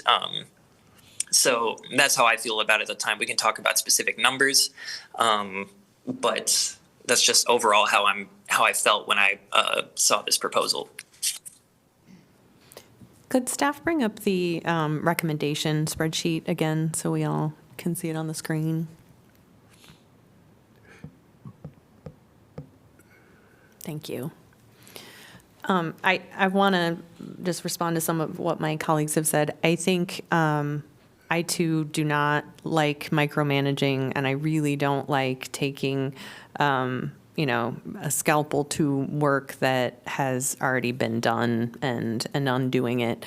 I also know that when we approved the aid to agency budget for the portion that comes from the general fund, we didn't do much of an increase in this budget cycle. And one of the things that we did not know at the time that we approved, what I think a 3% maybe increase. Okay, Jeff's nodding. A 3% increase in the in that allocation in this budget. What we didn't know is the what all would be happening in our world right now in terms of the threats to funding of nonprofits.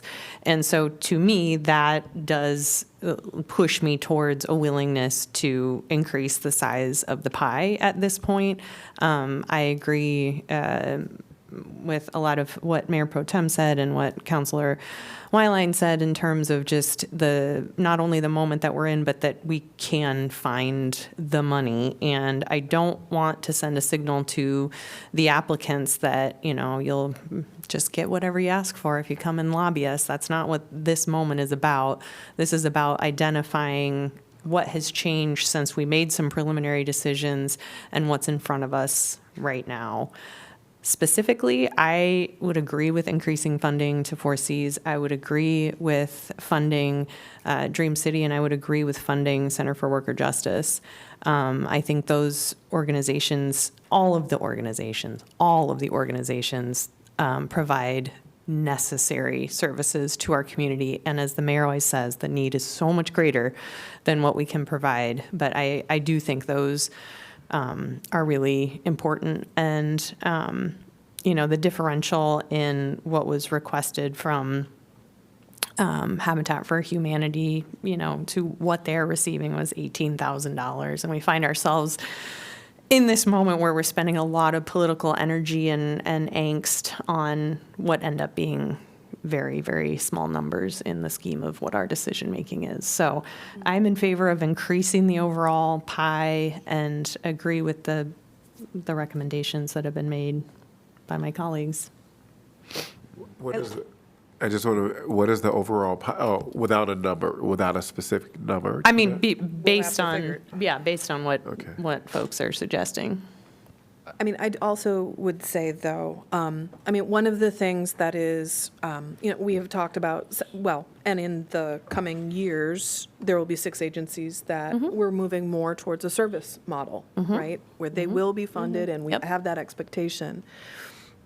I think that the one thing that we do need to continue, it's a grown-up relationship between the agencies and between council and United Way as well, is that accountability for having, keeping a clean house and making sure that you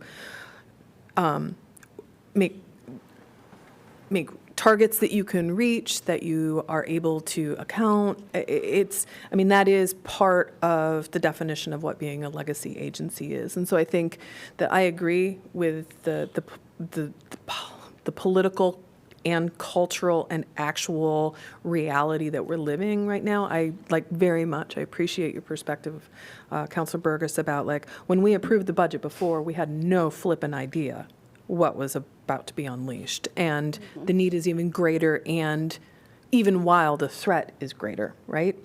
So we have this double whammy. But I think that said, that's absolutely where I think we need to step up, and with all of the hard work that's being done by the legacy agencies, for all the agencies, there has to be the understanding of a commitment to making sure that internally things are being run in a way that there's no question about how the monies and the services are being meted out. So I would just add that. It's something that when I was on HCDC and we had the conversation about what defines a legacy agency, when is it appropriate to move from, that emerging agency into a legacy agency, it's then sort of the expectations of how it's run end up being greater because there is more experience there. And so I think that that's one of the things that moving forward we just have to be mindful of it. As the need is greater, I know that means administratively there's that much more to do, and can't we just help people? But I think that there has to be that accountability piece as well. So I just wanted to put that out there as sort of the flip of the coin. So thanks to my fellow councilors for speaking on this. The agencies that are here present, the ones that are not here present, you do awesome and amazing work. Thank you so much. It is critical that when I look at this, these are the folks that are helping the most vulnerable individuals within our community, all of the agencies. And I agree that there needs to be more, we need more support. We wish we had more money, right? Tangible all the time in a budget. Where I sit with this right now is the voices that haven't spoken, that were maybe not given the full amount. So for instance, we see neighborhood centers of Johnson County, they're at 77,000 recommended, but they requested 150. And I'm going to go to those that have significant deficits, I would just call it, or they didn't get that award. We have free medical clinic, which is about half the funds requested. They requested 100,000, but 46,000 was awarded or recommended for awarding. We have. Now, we know that we heard from Habitat for Humanities, which was about 50% awarded. And then, $10,000 is significant when you look at houses into homes, right? They requested 30, they're getting, it's recommended for 20. And even the ones that are requesting, they're less than $5,000 from their reward. So while I am all about honoring and recognizing the need for our community, I want to just maybe pause to say, how do we do this? How do we meet the needs? It is changing. We heard about the ARPA cliff. There are folks here that probably have ARPA cliff, definitely in here. And we know that from the funds that ARPA provided during COVID, it was transformational for agencies, but ultimately it was transformational for lives of individuals in our community that are most vulnerable. So it's $358,000 is what we're talking about between the fiscal year 2026 request and the staff recommendations. I mean, that's a significant amount of money of what's needed to support. At 100%, right? Right, that's at 100%. I just want to acknowledge that if we're going to have the discussion, which I know is necessary, and the need is great, it's a little bit difficult, but I needed to put it out there. And again, I know the work of, there's not a name on here that I don't know their work. And I think all of us know every agency on here. We know the value of their work. And we know that even what they're requesting doesn't even begin to meet the needs of their agencies and the needs of those in our community. So I just want to put it out there. I don't know how we move forward, but I needed to at least express that there are some funding requests that haven't been met, and I just want to put it out there for now. So when I think about this process, I think of it as two very specific parts. There's a political component where we come up with the actual funding allocations, where we come up with a strategic plan, or we come up with a process for staff to go through. And I think that's totally our lane. And then there's the technical component where the professional city staff pours through those documents and they're looking to see whether every single organization on here has a meaningful and very important mission. And all of them are very well intentioned. But the professional city staff looks and sees who's actually spending their money on the things they promised they were going to spend it on, who's actually spent it, and who still has money left over. And so I was compelled by Councilor Burgess's sort of change in the political tenor to say, yes, we should increase funding, but I'm opposed to us sort of swerving into the lane of what the professional city staff does. Because this list up here is organized by staff score, and there is a pretty big spread. And I don't think we really want to get into the business up here of going through talking about who scored poorly and why. Or maybe we do. Maybe that's the conversation, is how are we going to have accountability with the public money? And that's, I think, important. And I think our professional city staff has a responsibility. We've tasked them to be responsible with public money to make sure that all of these wonderful organizations are doing what they said they were going to do and are following through with the promises that they've made. Because I can imagine a situation where we'd never end this conversation of who we like best. And so anyway, shorten it. Yes, I'm okay with finding a way to find more money, but I really want to stay out of being specific about this organization ought to get more and that ought to get less. I want to take from this and give to them. I really think that's not good, and I do think that we should trust our professional city staff who spent a lot of time reviewing finances and reviewing sort of compliance with these big dollar amounts. Just as far as the scope of what we're talking about, any shortfall would be general fund money if we're looking to expand the pie. Do we have other revenue or other buckets that it'd be coming from if staff was directed to find more money? Yeah, I think there's a few options. You could look at the non-legacy budget. That would be our first suggestion, is that you just don't offer the non-legacy program this year and you reallocate the $30,000 how you see fit to this legacy agency program. The Opportunity Fund and your affordable housing program was designed to be flexible to meet not only housing needs but complementary needs as well. I believe we have maybe a $250,000 balance in there that we hold for any number of purposes that would be eligible. Otherwise, I would say you're into the general fund contingency and general fund reserve. Any one of those three options is doable for us.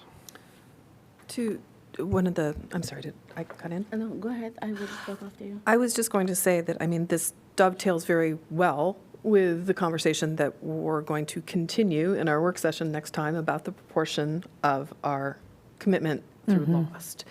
So, and if we are successful and we are highly motivated, which I think all of a sudden we really are on a number of levels, revenues could start coming in as early as next year.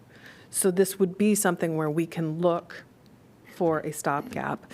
I recognize as well that this is sort of, for the agencies, this is an excruciating time because I know from my time, as well as staff knows, that no one is asking for 100% of the funding that they need. So they're asking for what they believe they can get. They are signaling more and more about what the need is, but none of these numbers represent fund us for a year or for 2 years. That said, so a little bit of I'm kind of indirectly responding to what you were talking about, Mayor, where it's like, how do we do this? And I honestly think my sense is that we do expand the pie, but it's to one of the conversations that I remember from HCDC more than one time was about what are reasonable expectations for legacy agencies to have, and that the language within city steps is that that city funding for legacy agencies is that it is a fairly stable revenue source, a consistent and stable one. And so to have some agencies that are legacy agencies that don't have funding at all, I obviously advocated right off the bat for 4Cs, and they did get some funding, but it is, if we're talking about the gap in terms of what the request is and what the amount awarded was, that's huge. They are down 32%. So that was my advocacy in the first place, but broadening the discussion to think of the fact that legacy agencies basically had an expectation of some consistency and stability. I think that as a one time, we can look to that opportunity fund to help bolster the agencies. I don't know what that amount would be specifically for Dream City and for CWJ. Dream City did just get, again, it's not operational, I recognize that, but they got almost $3 million to put their, I recognize, like, there's so many different valences and so many different things to consider, and I don't want us to do that on the dais, and I don't want us to slice and dice. But I do think that for a one-off, we should find the money somewhere, and if it sounds like we have it, then we can actually really work hard on getting lost through and to talk about the percentage of how much is going for community partnerships. And also especially about, like, if we look at those, we're going to do this only one time now. I don't know, maybe we need to do it later again.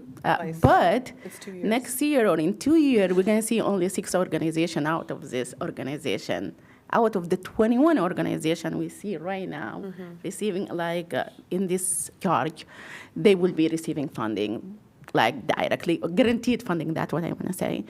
But, you know, and if when I said also, like, increase the fund for civil rights and $15,000, I really come from, when I look at last year, when even they get the $15,000, they get that after they come and advocate, because the staff also recommended zero to them. When we look at those, only 2 organizations who are really like led and served by underrepresented people, even though all these organizations serve low income and people of color too. I'm not disputing that at all. But Dream City and Center for Worker Justice is really a safe hub for those individuals to come there right now, especially during this time. I think they consider this as a safe hub for them. And I'm saying that because next time those organizations are not going to be there, given the fact that last time being funding for CWU only $15,000. I really recommend higher amount, between like $35,000 to $40,000 to these organizations. And I really want to see also giving Habitat for Humanity. I did not talk about that earlier, but I really recommend also, like, yeah, I can agree with Council Arthur for $35,000 for Seas, $30,000 for Habitat. I'm going to say $35,000 for the Center for Worker Justice, and like $25,000 for Dream City.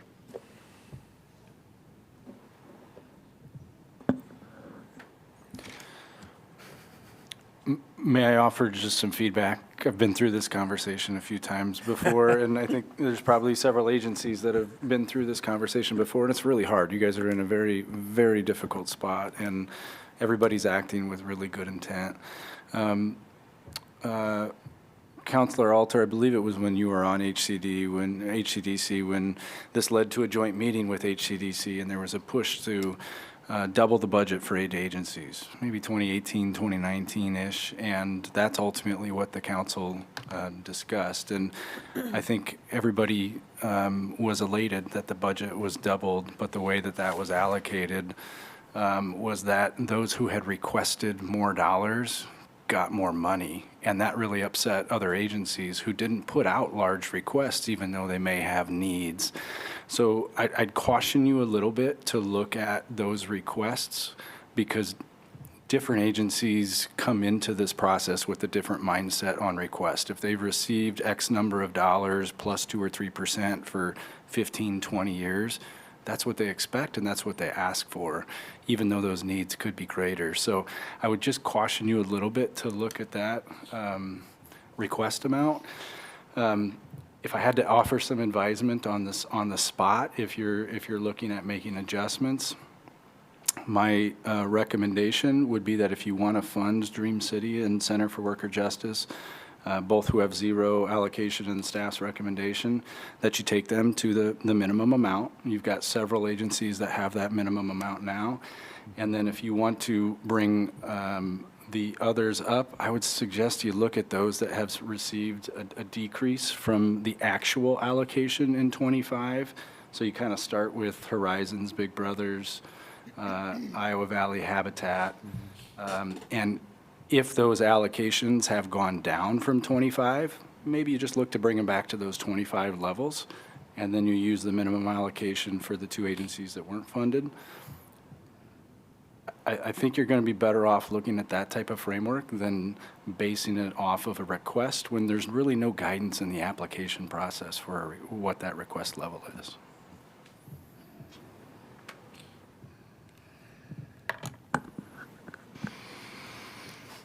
Yeah, part of what I think what we're faced with is that equitable portion of this, or I would say just how do you do this on the spot? You don't. You don't. That's the point. we certainly know that the needs are there, but how do we do it? I think, yeah.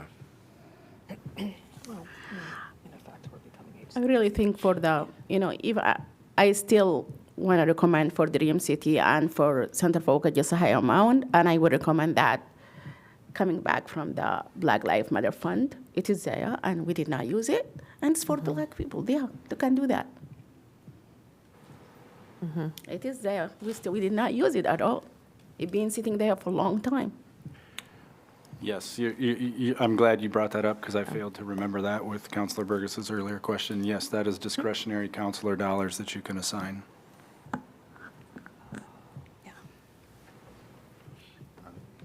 I don't really have a recommendation at this point. I'm still open to whatever.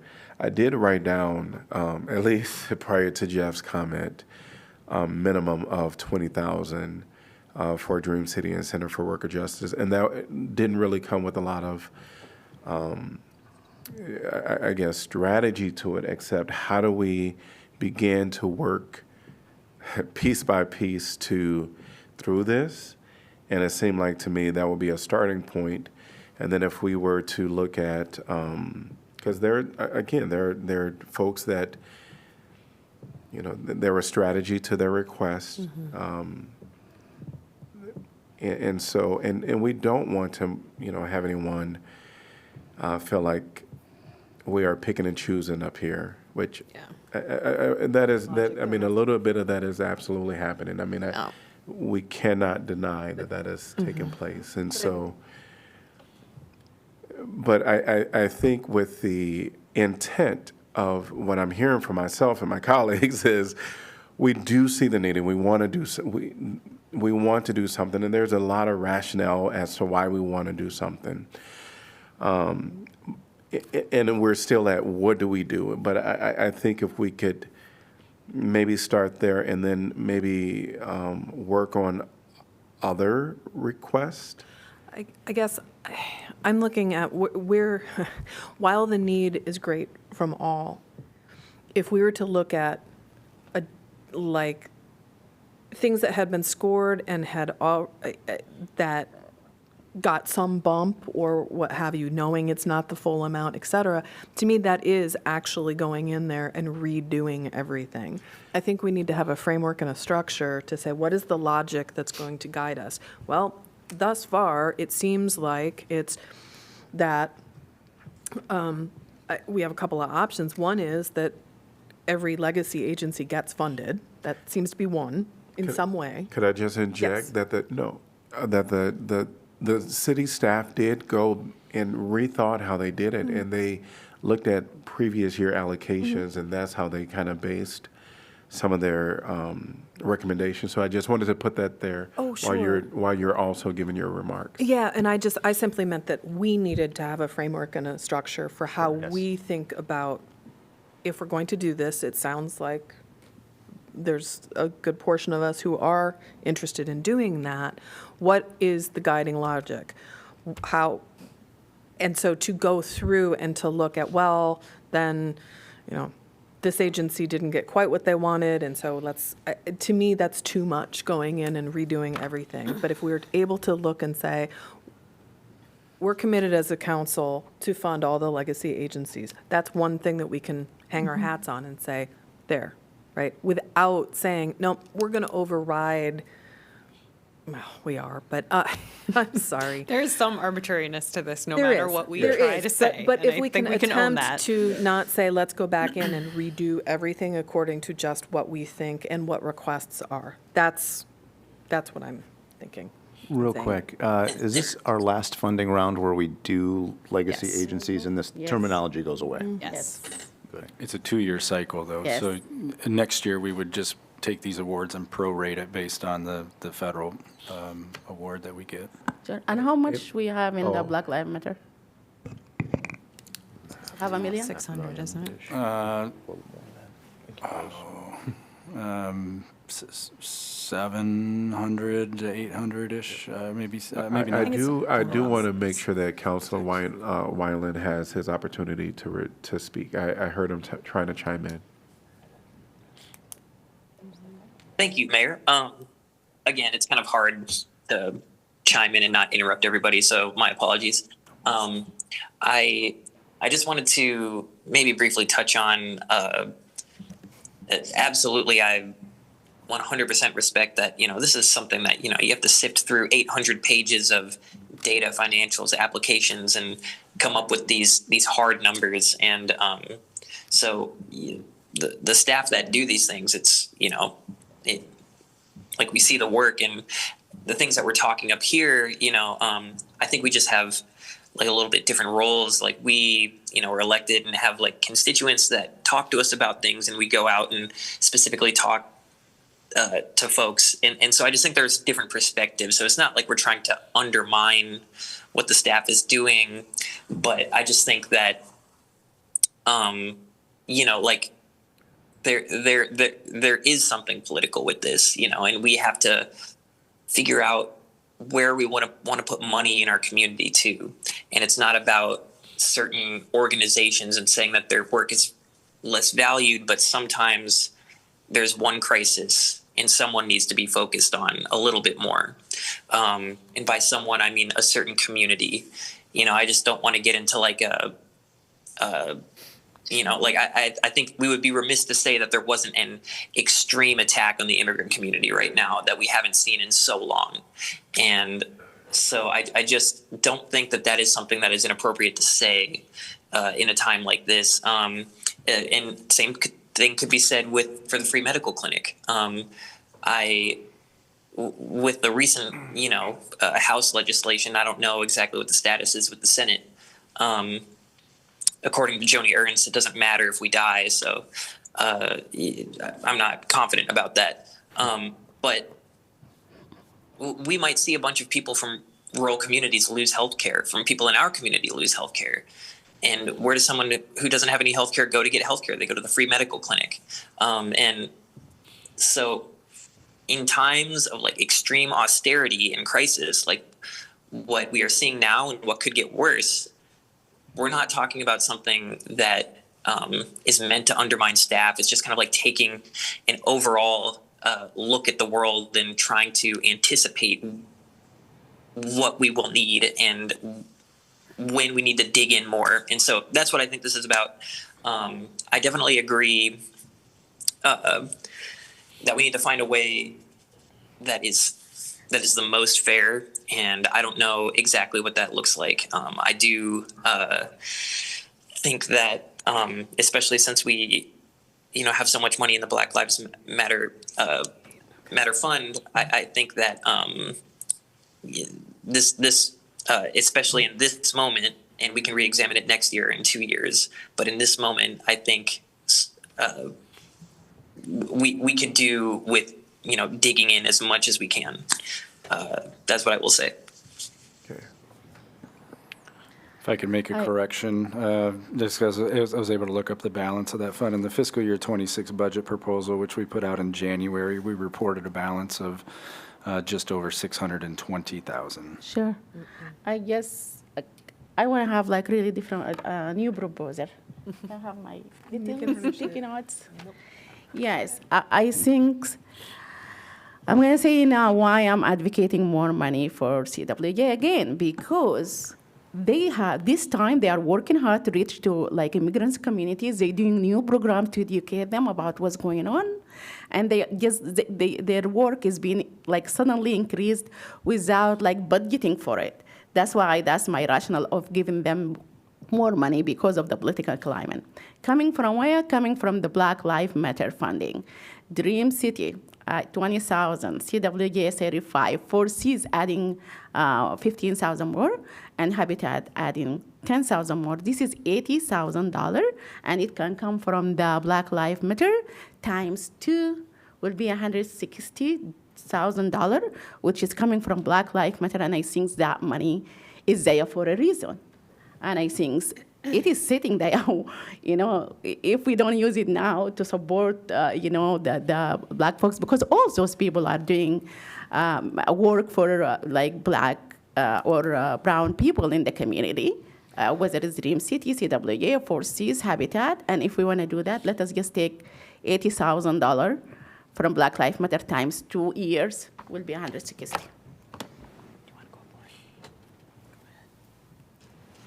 My Mayor- mind still goes back to the emergency funding request, and I don't, I'm just stuck. So for the public who sees Megan and I whispering over here, we need to be transparent what's happening. So Mayor, I believe you said that the total shortfall, like if everything was funded at 100%, it was 58,000. 358,000. The difference between $1,099,034 and Yes. $740,212.50. Okay. So I very much appreciate that proposal, Mayor Pro Tem. I appreciate the framework that our city manager has offered.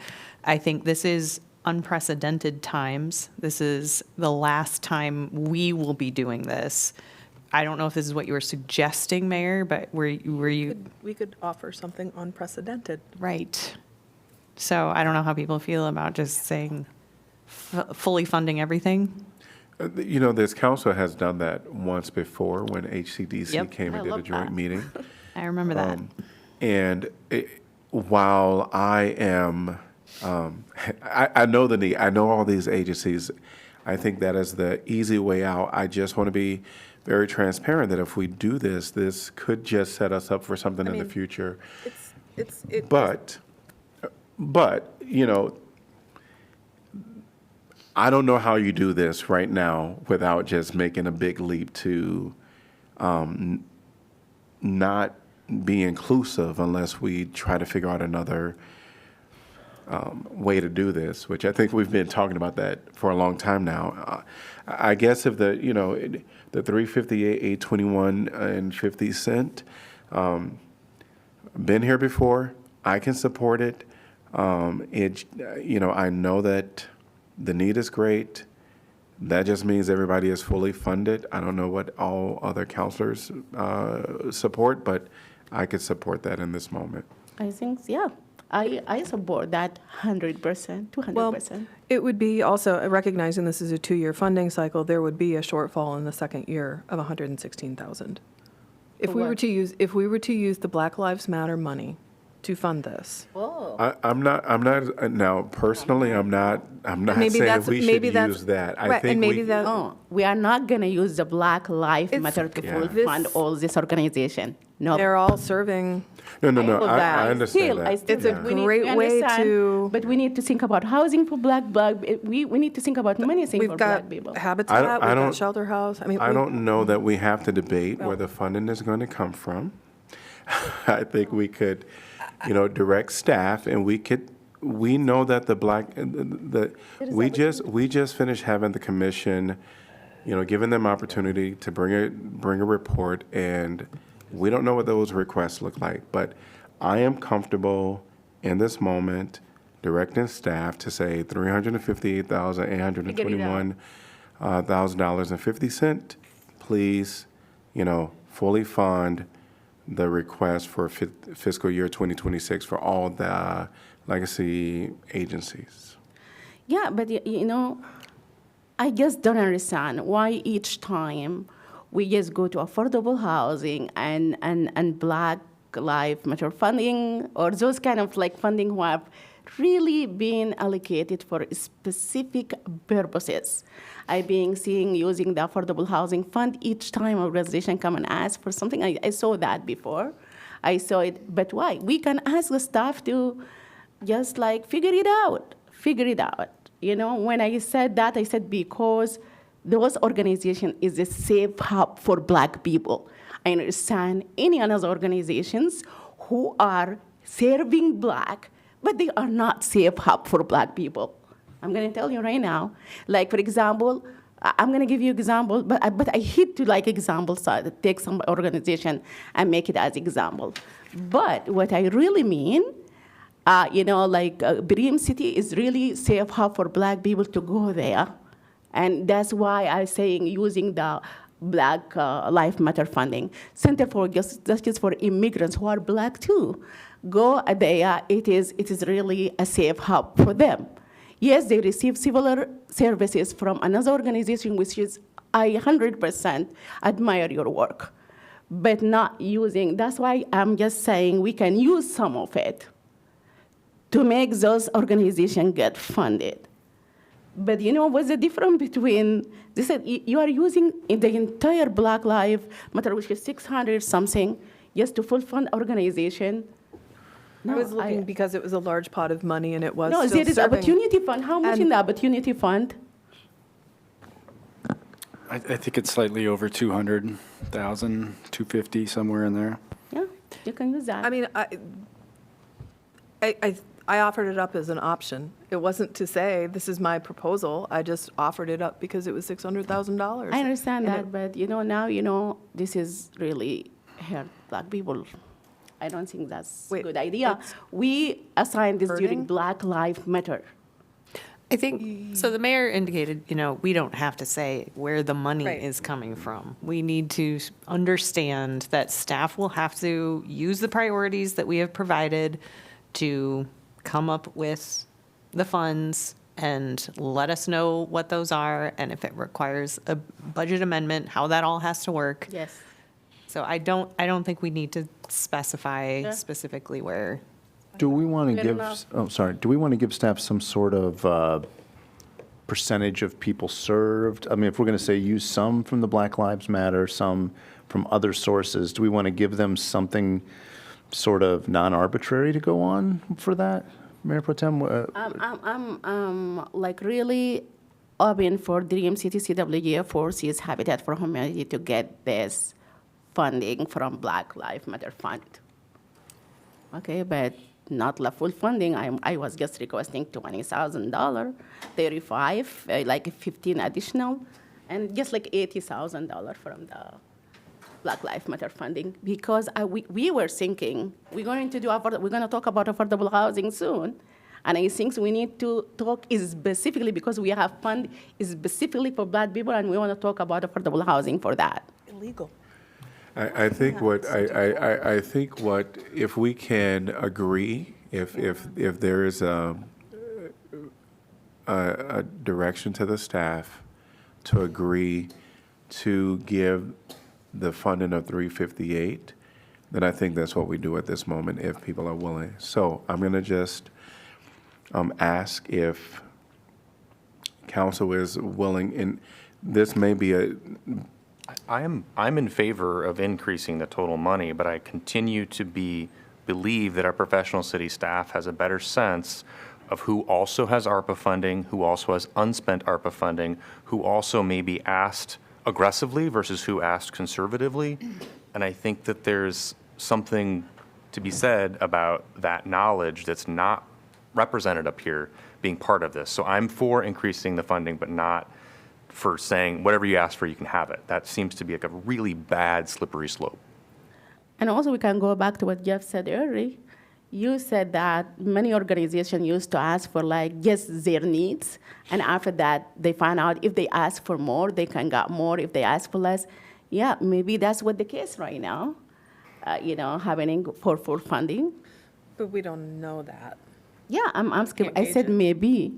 Yeah, no. I know that there has, from conversations in the past, that yes, exactly. it is, but we can't. I mean, that's so subjective. So the question I will go back to at this moment for all of council is, I'm going to make, can we have a proposal for 358? What, make a motion? Yeah. Yeah, I'll move that we fund for $358,000 for $358,000 additional $821.50. Second. Additional. Second. Oh, second by. Seconded by Wyline. Yes. Moved by Alter, seconded by Wyline. Any further discussion? Mayor, I just want to understand, you would like to bump that up, and I think you had said about fiscal year 26. I want to make sure that it's clear, just fiscal year 26? And Right, because we know that that is only half, right? Because it's a 2-year that's why I'm asking, cycle. yes.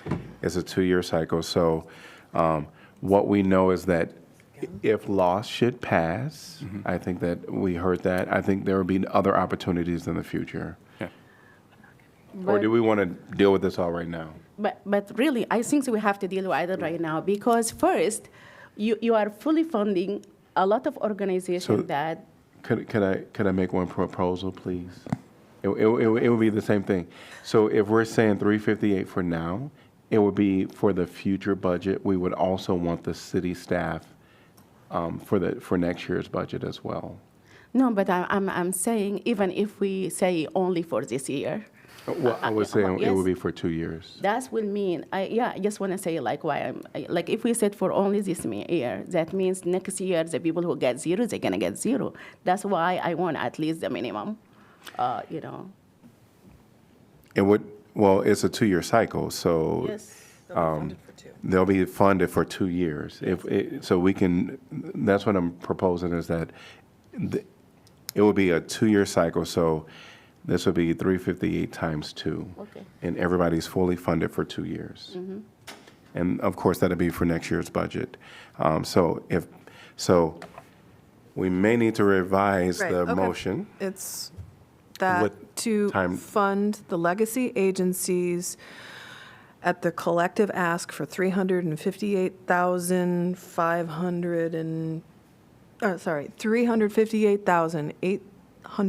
$358,821.50 for 2 years, which is the should be- cycle at which we fund. Sorry, to clarify, it sounded like you said to fund them at that level. I assume what you mean is to fully fund Yes, the request by increasing the amount by the number you just gave. Exactly. Okay, and do we I'm have sure that was Counselor exactly Weinlein what I said. seconding that motion again?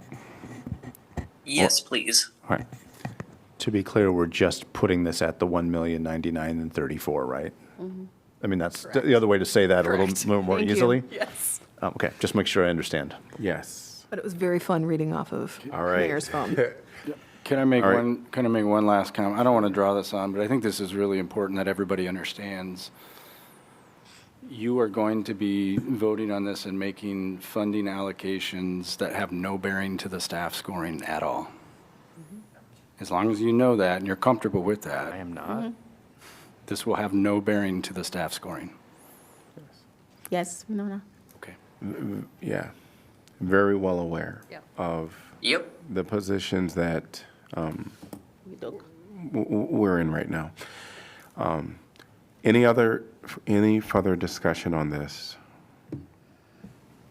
I would just like to reiterate that this is not to undermine the staff's work with doing the things within the parameters that council has given them direction.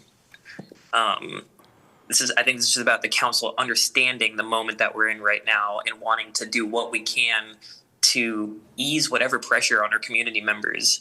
And by this one time fully funding these organizations for what they requested, I mean, through this time of austerity and craziness, I think that that's just, I think it's very clear what we're trying to do. And I think that, and so I very much support this, and I really want to thank Mayor Pro Tem, the mayor, everybody else who's on board with this, and I'll be supporting it happily. Any other discussion? I just want to make sure that the city, the city staff should figure it out, and hopefully it's not from the Black Lives Matter Fund. I'm not super comfortable in this moment just figuring things out. I would like some council direction on the funding, and if it's Understood. just general fund reserves, it's general fund reserves. But there's been enough discussion amongst you where I can sense some different opinions on the funding source. So I would appreciate some direction on the funding sources that you. Can you just remind us, like, Opportunity Fund now, you said $200,000. Is this like every year? Like this No, year? that's a balance that carries over. So that $1 million affordable housing fund that we have, unspent balances in certain line items will get dropped into the Opportunity Fund, and that's what we use for new opportunities that come up. We've used that for land purchases, for kind of emergent needs that have come up. So it's a balance that we carry to be responsive in the moment. Okay. I just want to say I'm strongly supportive of increasing funding, but this mechanism is really the wrong way to do it. I don't disagree with you one bit, but I also know that we're somewhat in a position, and it's not political for me. It's more, how do you go through and determine who gets funded and who don't? I think that we set goals. I think discussion is over and we're voting. Yes, Okay, yes. Sorry, Yeah. procedurally, All right, I yep. just feel like I needed to say that I am in support of increased funding. I think this mechanism is the wrong way to do it. All right. Any other comments? Do you have the direction that you need, Jeff? Not on the funding source. Okay, so is council comfortable, saying use general funding for this? Yeah. Yeah. Okay. Okay. Yep. Any other comments? Roll call, please. All right, and to be clear, this is for the motion to amend. Mo? No. Sala? Yes. Teague? Yes. Wyline? Yes. Alter? Yes. Burgess? Yes. Harmson? Yes. Motion passes 6-1, and now we'll go back so this was amending for the full funding allocations, essentially. Now, we are on that vote. Any other discussion? Because it's been amended. Roll call, please, and this is for the vote to provide funding essentially at the 100%. at the 100% of request, As amended, right. as amended. Okay. Sala? Yes. Teague? Yes? Wyline? Yes. Sorry about that. Alter? Yes. Burgess? Yes. Harmson? Yes. Mo? No. Motion passes 6-1. All right, thanks to everyone for this discussion. We're going to move on to item number 11. We need a motion to accept correspondence, Mayor. Oh, yes, thank you. Second, Burgess. All right, yeah, so the motion to accept correspondence was by Salah and then by Burgess. All in favor, say aye. Aye. Any opposed? Motion passes 7-0.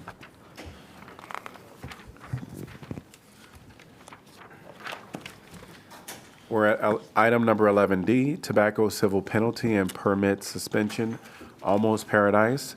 Resolution finding an employee sold tobacco to a minor and assessing a $1,500 civil penalty and 60-day retail cigarette permit suspension against Almost Paradise.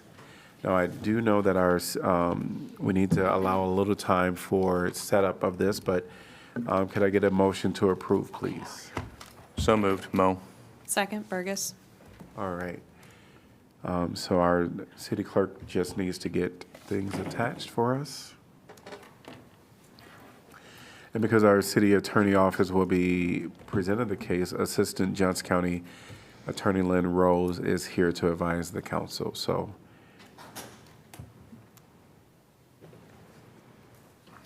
yes. And welcome to Attorney Lynn Rose, who is over here to our right. So welcome. Great. All right. At this time, I'm going to ask for staff comments. So welcome, Jennifer, the Assistant City Attorney. Thank you. Good evening. As the mayor indicated, my name is Jennifer Shukrath, and I am an assistant city attorney. This is a tobacco enforcement matter that is contested by the retailer and also where the criminal citation issued to the employee for selling to the minor has been dismissed. So in this case, first, the council will need to determine if there's been a violation of Iowa Code Section 453A.2, which prohibits an employee of a retailer from selling tobacco, tobacco products, alternative nicotine products, vapor products, or cigarettes to a minor. In this case, the council cannot rely on the criminal conviction for this determination because the criminal conviction was dismissed. If council does determine that the violation has occurred, then council shall impose a civil penalty. Even though the criminal citation was dismissed, the civil penalty is still imposed against the retailer because Iowa Code Section 453A.22 uses the term violated as the trigger for proceeding with civil penalties as opposed to the term convicted. Almost Paradise has 3 prior violations The council's prior resolutions addressing the 3 prior violations are included in the council packet. The dates of the prior violations are June 30, 2022, January 12, 2023, and May 13, 2023.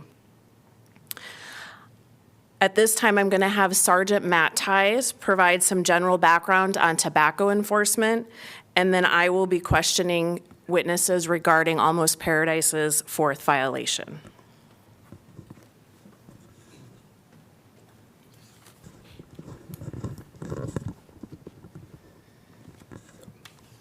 Welcome.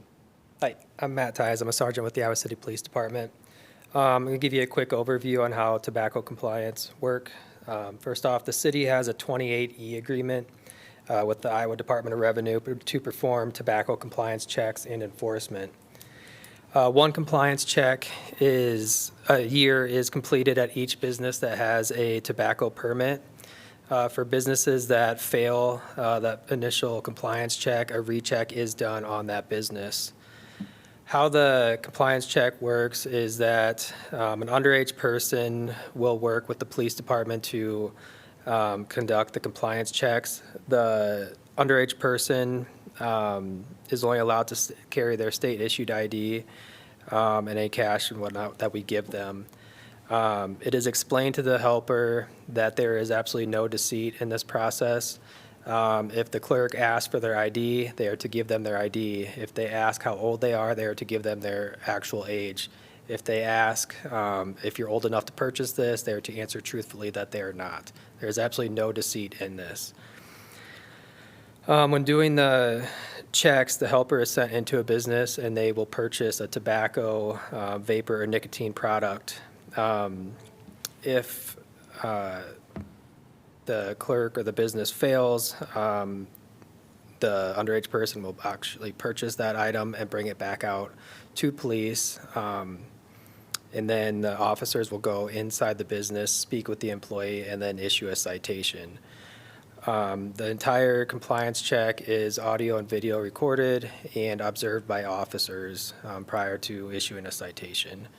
Once the citation is issued, that would be for an employee providing tobacco products, a vapor or cigarettes to anyone under the age of 21 years of age. And then that criminal citation is prosecuted in court at the Johnson County Attorney's Office.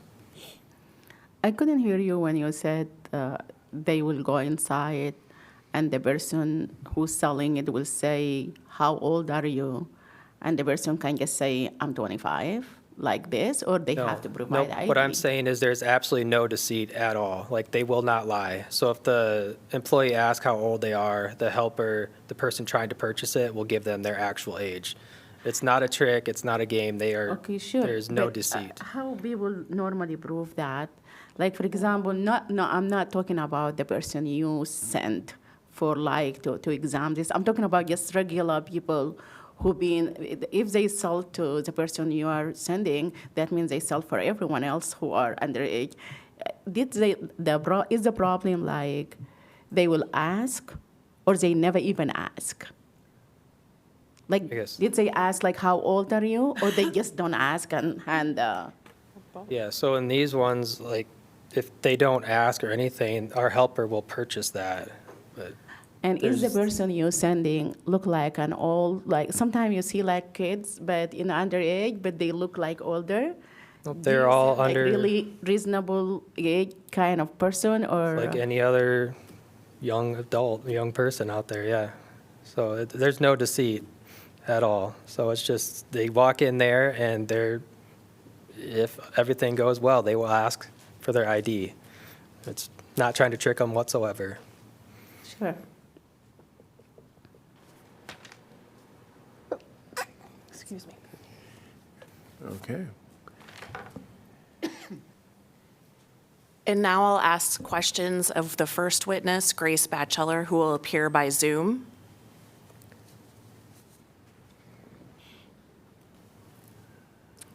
Hello. Hello. Welcome. Could you state your name, please? Grace Batchelor. And when is your birthday? September 15th, 2004. Did you assist the Iowa City Police Department on tobacco compliance checks? Yes, ma'am. And what did you do? The officers had explained the tobacco compliance checks. I went into Almost Paradise. The clerk sold to me. We did a recheck, and they sold to me again without asking my age for my ID or how old I am. And were you advised what to do if you were asked for your birth date or your age? Yes, ma'am. And what were you advised to do? To tell them my actual age, to give them my actual ID, and to give them my actual birthday. And you indicated that you were able to make a purchase at Almost Paradise. Was that purchase at Almost Paradise on May 29th, 2024 at 355 South Lynn Street in Iowa City? Yes, ma'am. And how old were you on May 29, 2024? I was 19 years old. And was that purchase recorded? Yes, ma'am. And how was it recorded? The Iowa City Police Department gave me a phone that video and audio recorded. And have you had the opportunity to watch the recording of that May 29, 2024 purchase? Yes, ma'am. And does the recording accurately reflect what occurred? Yes, ma'am. At this time, we're going to show the May 29, 2024 recording.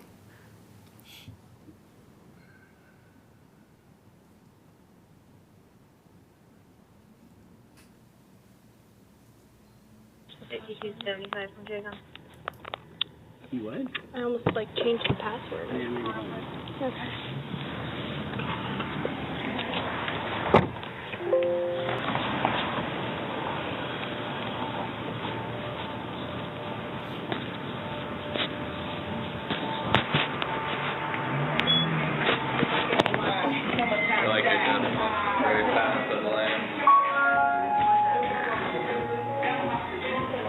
Can I get a raspberry lemon breeze?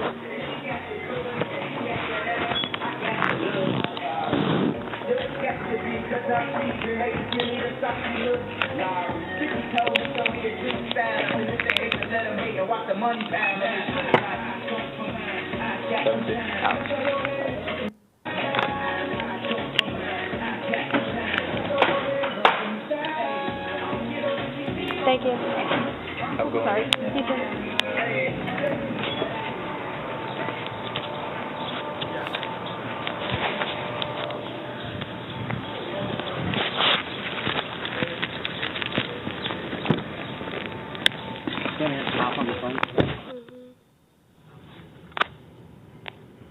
Okay. Wait, no.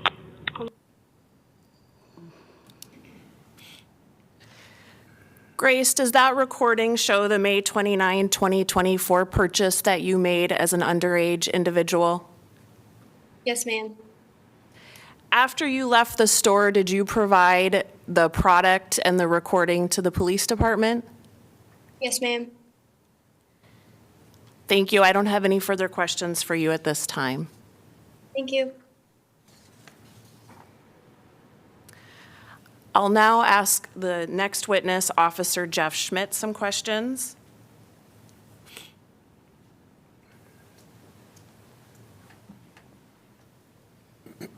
Could you please state your name Jeff Schmidt, and your current employment? Iowa City Police Department. Were you involved in a tobacco enforcement at Almost Paradise located at 355 South Lynn Street in Iowa City on May 29, 2024? I was. And did an employee of Almost Paradise sell a cigarette, tobacco, nicotine, or vapor product to a minor? Yes, ma'am. And do you recall the name of the underage individual that assisted the Iowa City Police Department on that date? Grace Batchelor. And what evidence did you have that an illegal sale was made? Well, I knew that she was 19 years old, so under 21. And then we were sitting outside the business in an unmarked car when she went into the business. purchased the product, and they came out with the product and handed us the product. Assistant Attorney, can I ask you to step closer to the mic, please? Thank you. Did you issue a criminal citation to an employee of Almost Paradise named Colin Henneman for selling a cigarette, tobacco, nicotine, or vapor product to a minor? I did. And are you aware that that criminal citation was dismissed by the magistrate court? Yes, ma'am. And do you know why the criminal citation was dismissed? Witnesses were not able to be present for the proceeding. And is it your understanding that it was not dismissed because the sale did not take place? Correct.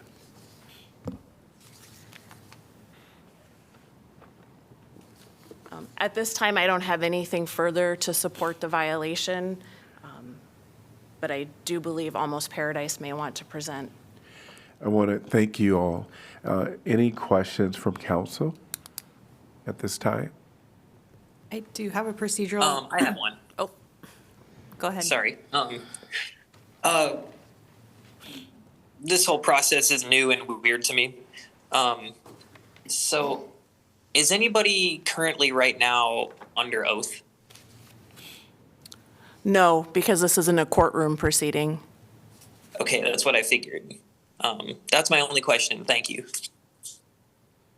My question is procedural. You mentioned that if we find that the sale occurred, then there was a violation, and then we would, at that point, we have to impose the penalty. Is that right? The civil penalty, correct. Okay. I do wonder if some of the questions have to be appointed to our representative. Oh, sorry. Thank you. Attorney Rose. So as to whether or not the violation, or as to whether or not the sale occurred, since Councilor Weiline asked about, being under oath, this does feel sort of like a court proceeding, but it's not. What standard are we considering as far as the level of proof for finding there is a violation? A preponderance, Counselor. Can everyone hear me? I feel like I'm Yes. kind of shouting. I can hear you. Okay. It's a preponderance in this case, and the council is sitting in a position of essentially an adjudicator, deciding whether or not it happened. This isn't policy making. Right. Should the council decide that it happened, then the council, according to Iowa code, shall impose a penalty if that's the conclusion that's reached. Council doesn't have discretion about the penalty phase. And just for my colleagues, the preponderance of the evidence, can you just explain what that standard means? It's more likely than not. It's not like beyond any possible doubt. Is that fair to say? That would be an excellent description, Counselor. Thank you. All right. Thank you all. Thank you. At this time, I'm going to ask the permittee, if present, if you would like to say anything at this time.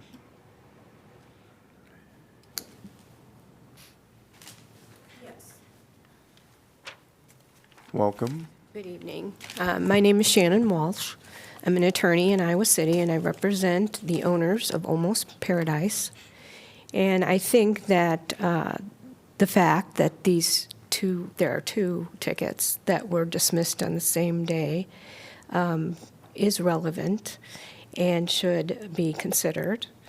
Also, the fact that hasn't been brought up is that this property, this business has changed hands several times in this time period.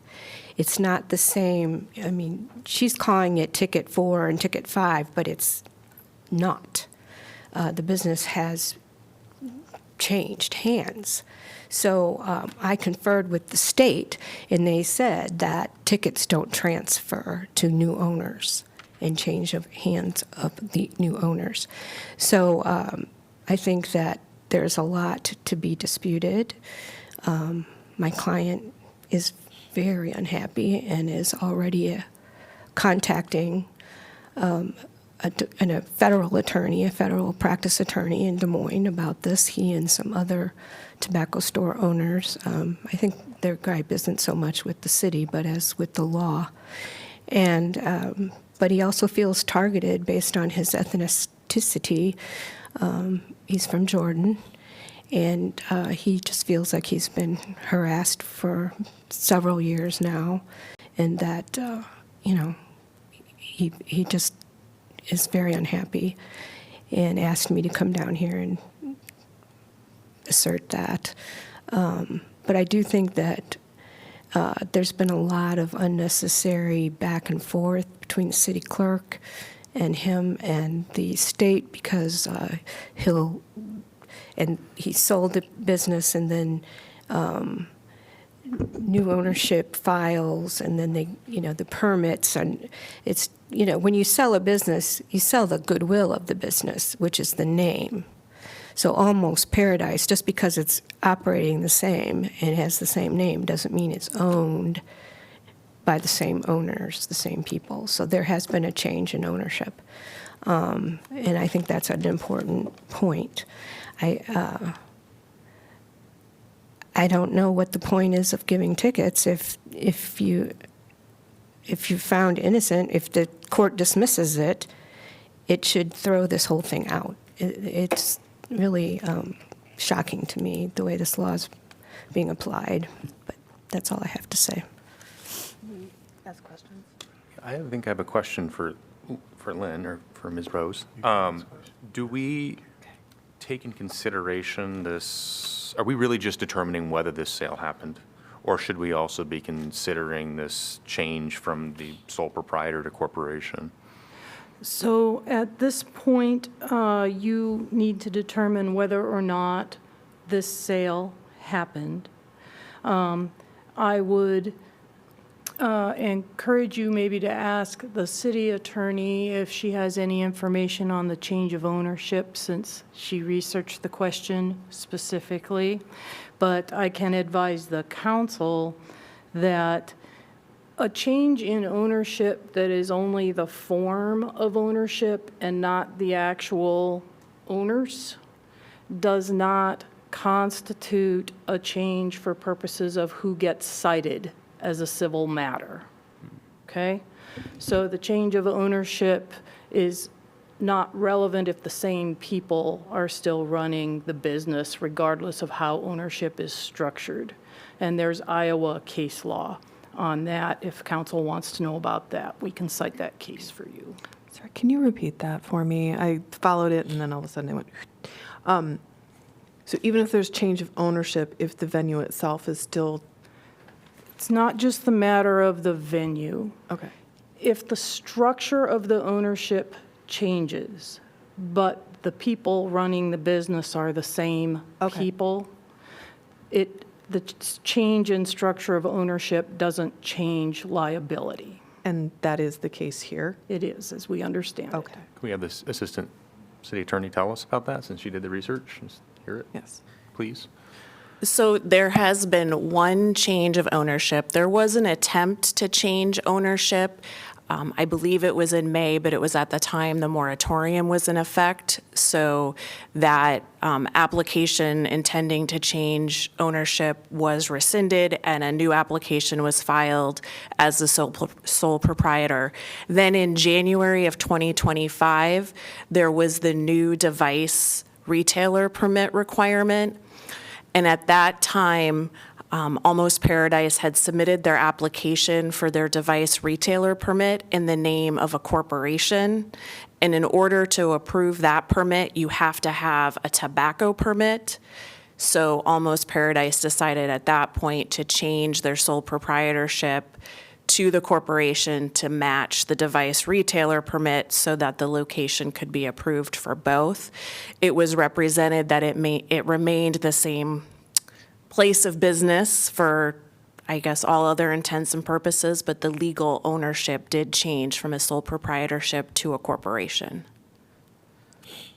And that's the same person in both cases, or? Yes, my understanding is the same person is involved in still ownership and management. Thank you. Yes. So is there a council person that wants to follow up with the permittee and ask any questions of the permittee? I did have one question. You said that that you're representing has been harassed for several years, but you're also saying that this is a new owner. Mm-hmm. Yeah. So if they're a new owner, how has it been? And he, Mr. Shrari has been involved, but he does not own. It's changed ownership, but he manages it, and from a distance. I mean, it is what it is. I can't, but technically, and we're all being very technical here because of the law, when he went to Iowa City AP, which is the corporation, those are different people. It is not the same company as the almost paired, well, it was almost paired, it was an LLC. So it's changed hands. From whom From whom to whom, yeah. Well, Mr. Shrari owned it originally years ago, and then he sold it to, I don't even remember the name. They're all Jordanian Arab names, but it has changed hands legally, and so But then if it's it is changed what it hands- is. Were you here representing tonight? Yes. Almost Paradise. Which is the same business as it was years ago? Well, I've continued with the business as it changed hands because it's the store is what I represent. And if it's a different owner, I deal with the different owners. So which owner are you dealing with? Pardon me? So which owner are you actually dealing with currently? The owner, the AP, ICAP, the corporation. Yeah, but that's probably a person you're talking to. Who's that person? It varies because there's a group of them. Okay. In that group, does it include the same individual you just mentioned? Mr. Shrari? Thank you. Yes. Yes. Okay. He is a shareholder, but he's not the majority shareholder. Ms. Walsh, our attorney indicated there's authority to support the fact that despite this change in the business ownership structure, that the violations would carry through to getting to the fourth violation. You indicated that that's not the case. Do you have authority for your position? Well, I don't off the top of my head, but I do know that if it's a different ownership, the tickets don't.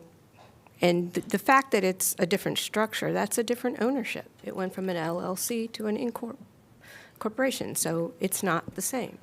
And the tickets don't transfer.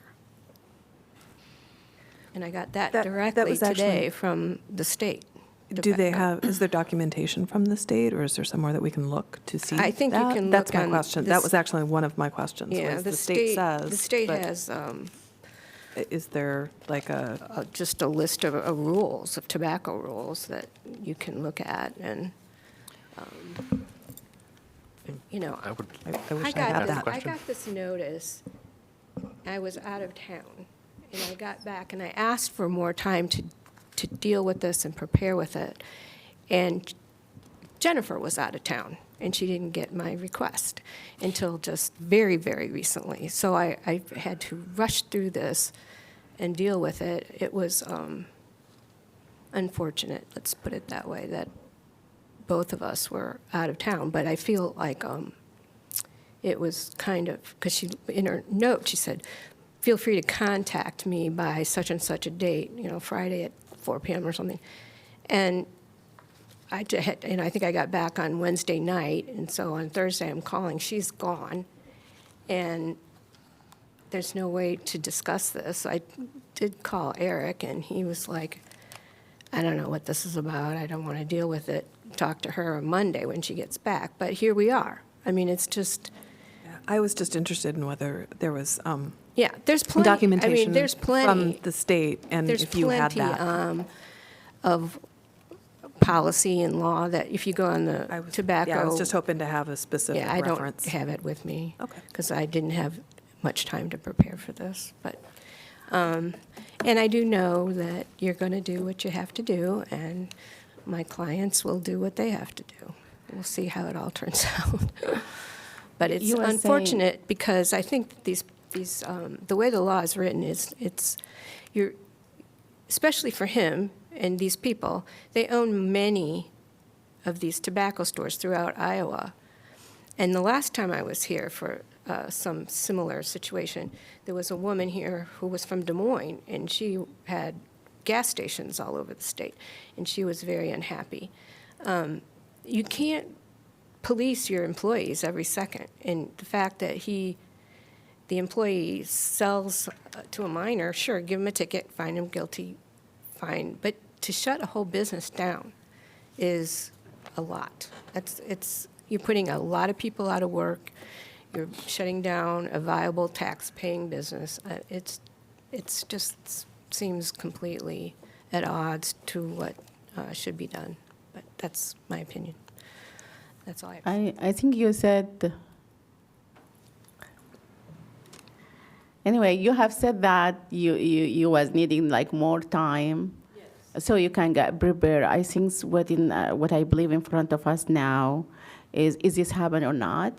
Do you think you have more evidence could prove that this is not happen? And also, if I ask you, do you think this is happen or not? Yeah? I have no idea. No. Will you step to the mic, please? Thank you. I have no idea if it happened or not. I was at court.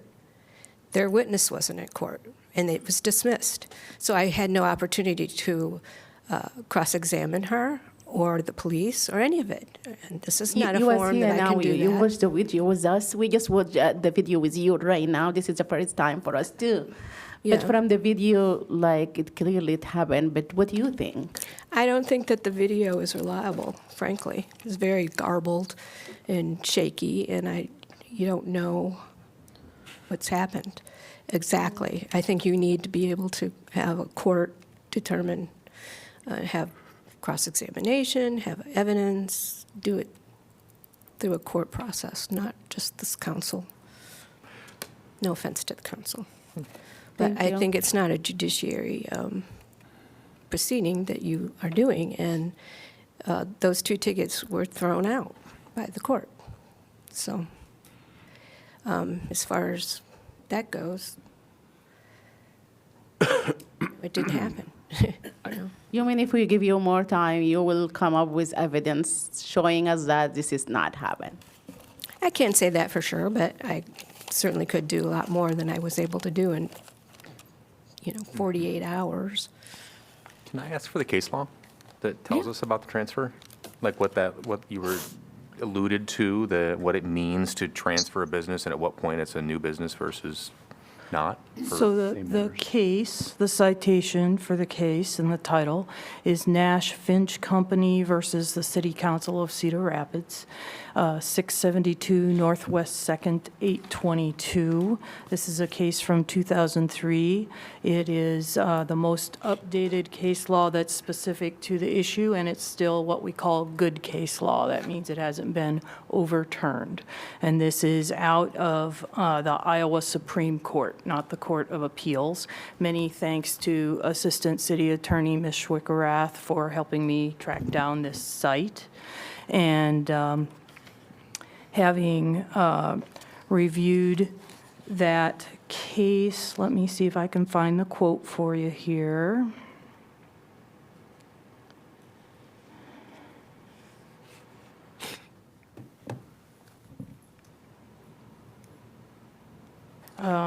So the Supreme Court reasons that violations are logically aggregated by the place of business, not by a particular permit, meaning the permit has to be renewed annually, but if a violation happens in the same business over time, that's the logic to use to aggregate them to decide if you're dealing with the first, second, third, et cetera, violation. And then they go on to say that aggregated violations can occur during the terms of different permits covering the same place of business. And then, I don't know that I underlined the quote, but they have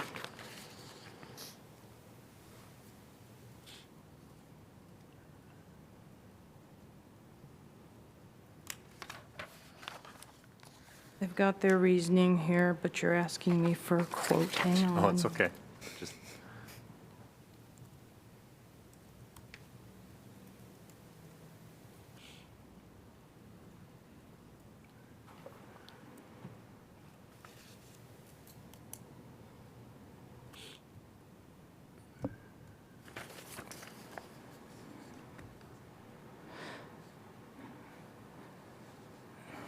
They do tell us the statutory definition of place of business is no help.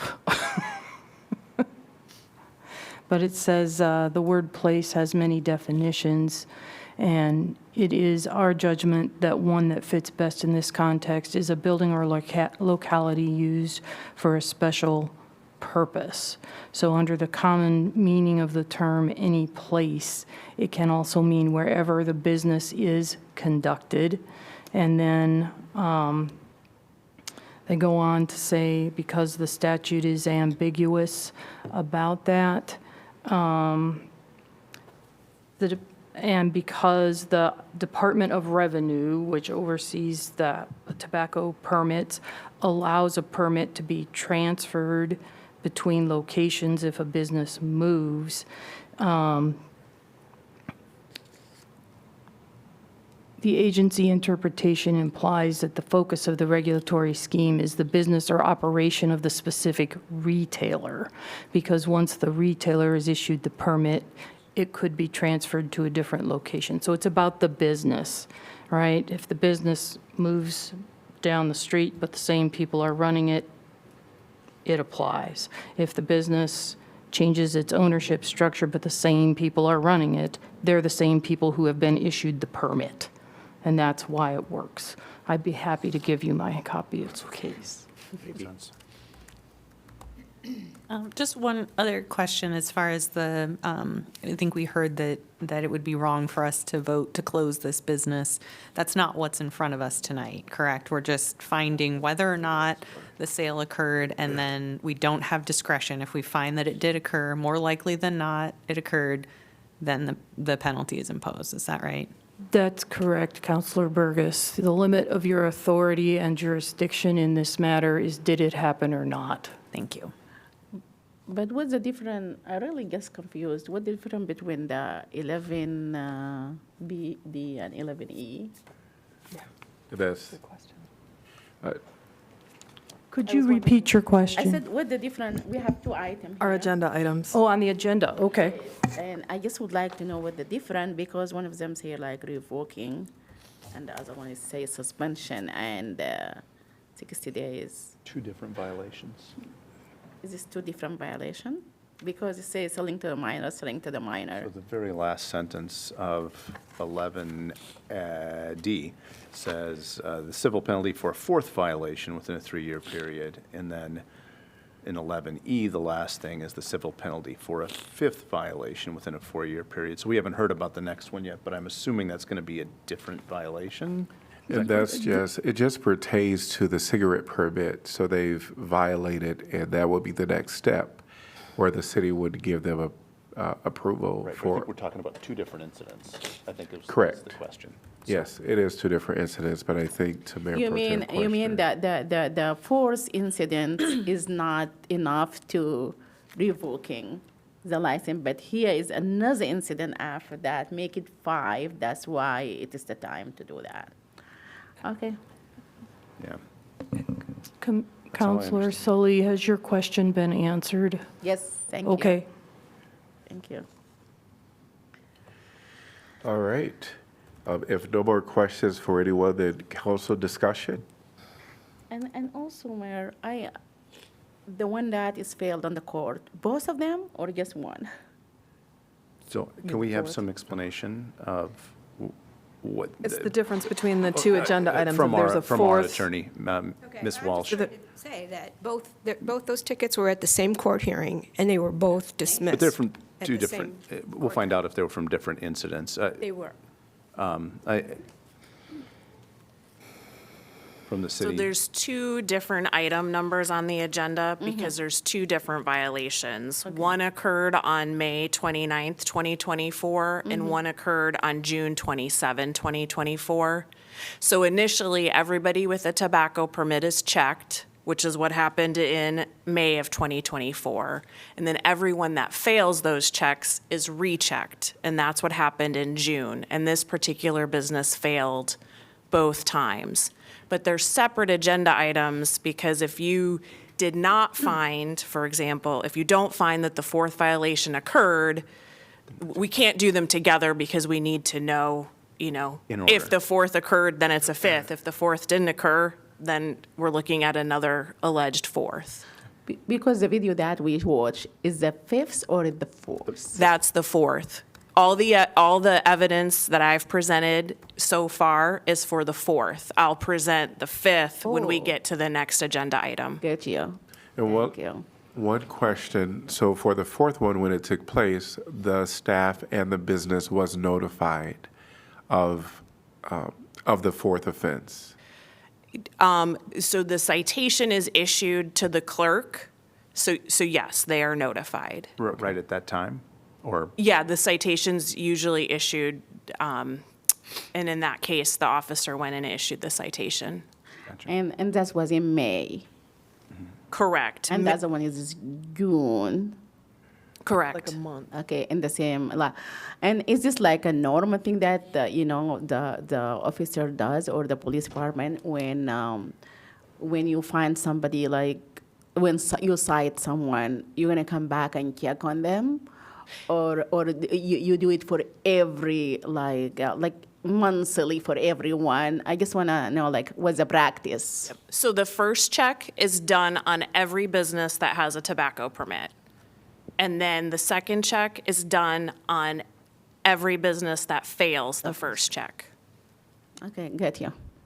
Thanks. thank you. Fair enough. Counsel, if I could just note a terminology issue for you as well. We're using the terms citation and ticket sort of interchangeably, and just something to note.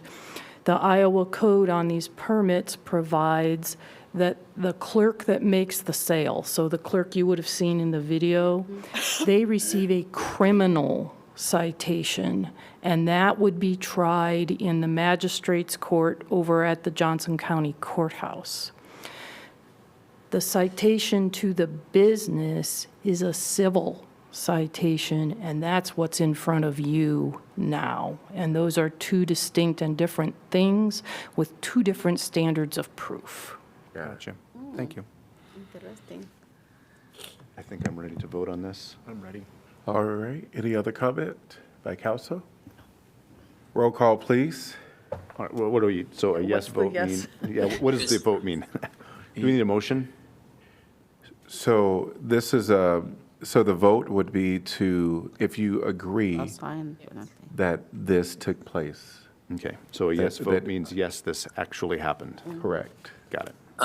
So I will say, I feel very weird about this whole thing, about being someone up here reviewing evidence, potentially, effectively shutting down a business. And I know by law I'm not supposed to take that into consideration, but I don't understand how I'm supposed to take it into consideration in a neutral way when this isn't a court of law and there's witnesses here, but the witnesses didn't show up to the court proceedings, and I don't understand why they wouldn't show up to the court proceeding. And this is all just very weird for me. I'm not in a place where I'm going to vote yes on this. So I don't know if any other counselors feel the same, but yeah, that's just how I feel right now. I just feel like the only thing that I can feel kind of like in the middle, because the zero attorney said that if she would have had more time, maybe she would have be prepared more. And I would really be interested on seeing how can she prepare more and bring us more evidence. And also another question that if we said this happened, yes, Is this means automatically? No, you said this is different. Oh, sorry. I just want to say, like, is this mean automatically we will revoke the license? But this is not revoking one. This is just the penalty and the suspension for 6 days, right? Am I right? Mm-hmm. Yes. That's for this one. That's correct. Yes. And yeah. I feel like I was able to understand that video well enough, to understand that that person never asked for an ID. It was very, the audio was very clear. The video was fine. So and I would say that the law is there for a reason to sell to someone that is 21. No judgment, but certainly, since today is finally, believe it or not, June 3rd, I would say for anyone with children, they would want the clerk to ask their child for ID. Yeah. And so for me, they didn't follow the protocol that the agency has said, and I mean that's what we're voting on here. There's no judgment here. Did it happen or did it not? And the video and all the evidence today show that it happened. Yes. So I agree with that. roll call, please. Teague, Yes. Wyline, No. Alter, Yes. Burgess, Yes. Harmson, Yes. Mo, Yes. Saleh. Yes. Motion passes 6-1. We are on to item number 11E, tobacco permit revocation, Almost Paradise, resolution finding an employee sold tobacco to a minor and revoking Almost Paradise retail cigarette permit. Because the city attorney's office will be presenting the case, Assistant Johnson County Attorney Lynn Rose is here to advise the council. And could I get a motion to approve, please? So moved, Mo. Second, Alter. And I'm going to invite our the Assistant City Attorney Jennifer back up at this time. So I think on the prior item, after you make the finding, then you do need to assess the civil penalty. Is that in the? I think we that voted was- on Even the though we have no resolution. discretion? Yeah. Oh, you voted on Yeah, the, I okay. think we just approved the resolution. Okay. Yes. Yeah. Sorry, my mistake. So this is the fifth violation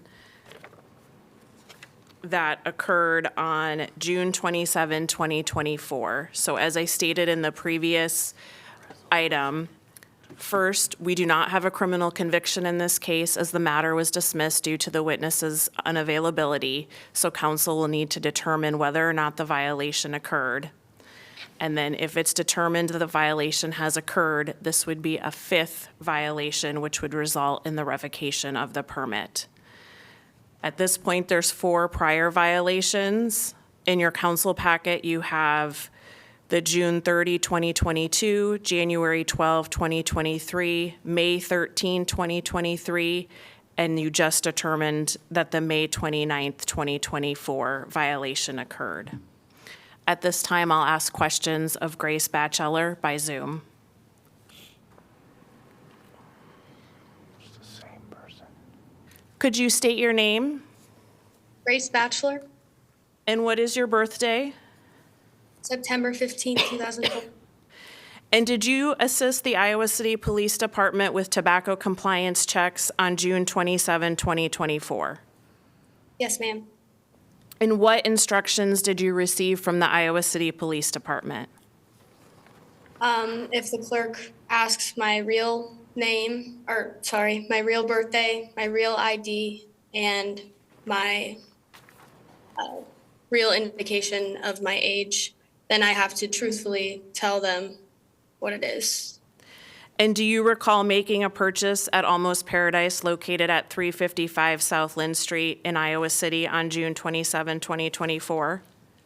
Yes, ma'am. And how old were you on June 27, 2024? I was 19. Were you able to purchase a cigarette, tobacco, nicotine, or vapor product from an Almost Paradise employee on June 27, 2024? Yes, ma'am. And was this purchase recorded? Yes, ma'am. And how was it recorded? The same phone with video and audio recording. And have you had an opportunity to watch the recording of the June 27, 2024 purchase? Yes, ma'am. Does the recording accurately reflect what occurred? Yes, ma'am. I'm going to show the June 27, 2024 recording.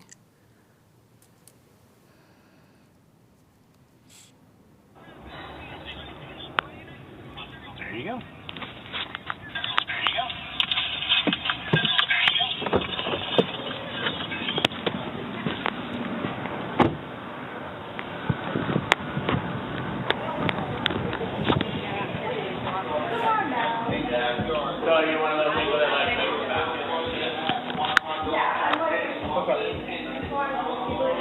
Could I get Mighty Mint North?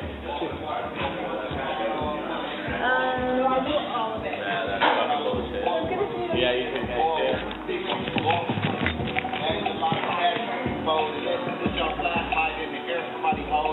It's gonna be 14. You ain't trying to hold me down. You trying to hold me up. You trying to waste my time.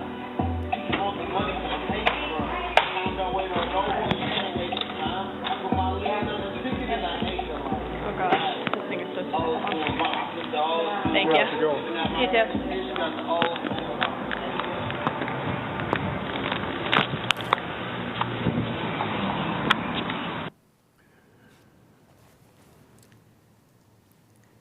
Does that recording show that you were allowed to make a purchase and you were not asked for your birth date or your identification? Yes, ma'am. After you left the store, did you provide the product and the recording to the Iowa City Police Department? Yes, ma'am. I don't have any further questions for you. Thank you. Thank you. I'll now ask some questions of Sergeant Matt Ties.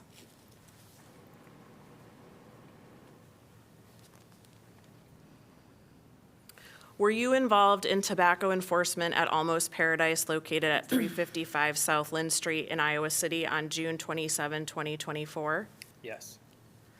And did an employee at that Almost Paradise location sell a cigarette, tobacco, nicotine, or vapor product to a minor? Yes. Who was the underage individual that assisted the Iowa City Police Department on that date? Grace Bachelor.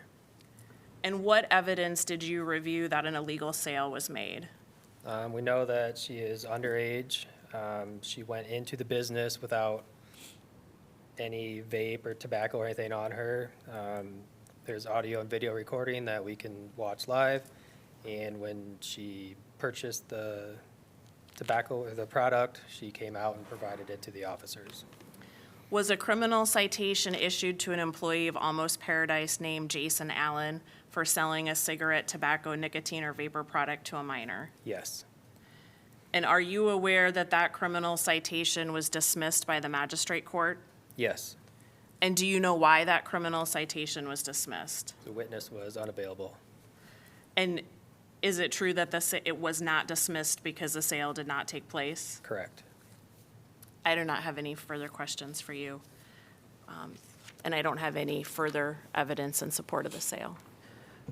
Procedurally, and this is a layperson, what is the rationale for dismissing that citation with the absence of a witness? Is it just simply because that's where the support for the video is, and so there's just not enough to go forward? Why would it be dismissed rather than postponed? Well, so our office does not prosecute the criminal citations. I do know that in this case, these matters were continued a number of times. I believe it was on both sides. And so when a fact witness is not available, often a case is dismissed because you just can't prove it up. And again, in a criminal court, you're dealing with a different burden of proof. Sure. And you're also dealing with different evidentiary rules. All of that helps me. Thank you. And also, I think in the video, you cannot even see who that person is in the video because there is no, her face is not there. The tattoo. But it's still, Same she tattoo? wasn't there to say, yes, this is me. Oh, yeah. Yeah. Anyway, I just want to ask you just procedure questions. If we said yes, we have to. If we said yes, that means automatically the license will be vacated, right? Correct. There is no another option? Not under the code and the administrative rules that govern this process. Okay, and there is no another option around this for us as a council? Not under the code and the rules that govern this administrative process. And is this code, this is, again, sorry, complete just lack of understanding of the technicalities. Is this code, is it state code? Yep. Yes. Okay, You are in Iowa Code Chapter 453A, specifically subsection 22.2E. Okay, For thank you. this one. Thank And you. also, do we have to act on this? If I may interrupt, I'm not sure if Attorney Walsh would like to speak to this violation. Oh, I am so sorry. Oh, Yes. somebody? Oh, Well, yes, so comments by the permittee. sorry. Everything that I said previously applies to this ticket as well, even more so, because they will shut the business down if this is done. But there are options for appeals, and they will be taken. So, but that's all I have for now. Any questions for? Yeah, thank you. I'm just thinking, like, is there is a way we can. This is the fifth, and even if we approve this or not, they're going to have one more. They have the suspension. They have the $1,500 penalty, and they will be having. Still, they will be having one more, or does that have to be per year? No, it's there. Like fifth, 5 citation per year, or is 5 citation automatically you revoke it? You're revoked Yeah, after the fifth 5. It doesn't citation. matter when it happened. Maybe one now, one after 2 years. It doesn't matter. You No, understand what I'm- there is a time period, so it has to be 5 within 4 years. Within 4 years. And do you know when all those happen, if you don't mind? So the first violation was June 30 of 2022. Okay. And so then now the fifth violation is June 27 of 2024. So we've got the 5 within 2 years. The 5 was in 2 years. And you said 4 years, right? Yes. Okay, I don't know. I'm just trying to figure out a way, because still, even if we did not do anything on this one, still they have only one more again to be revoked. The license, I don't know. So I do have I would like to re-see the video, please.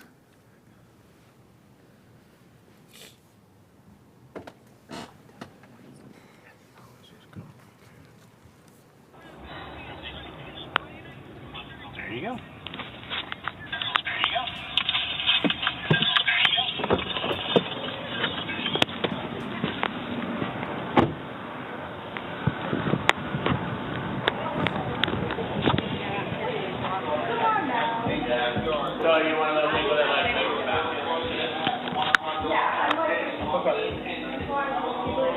Could I get Mighty Mint North?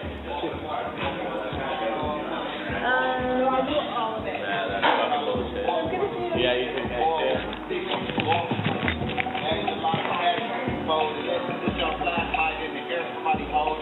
It's gonna be for today. You ain't trying to hold me down. You trying to hold me up. You trying to waste my time. You want the money from the paper run. Time don't wait on no one. You can't waste your time. I put my land on the ticket and I hate them. Oh gosh, this thing is so Old school box. Thank you. You too.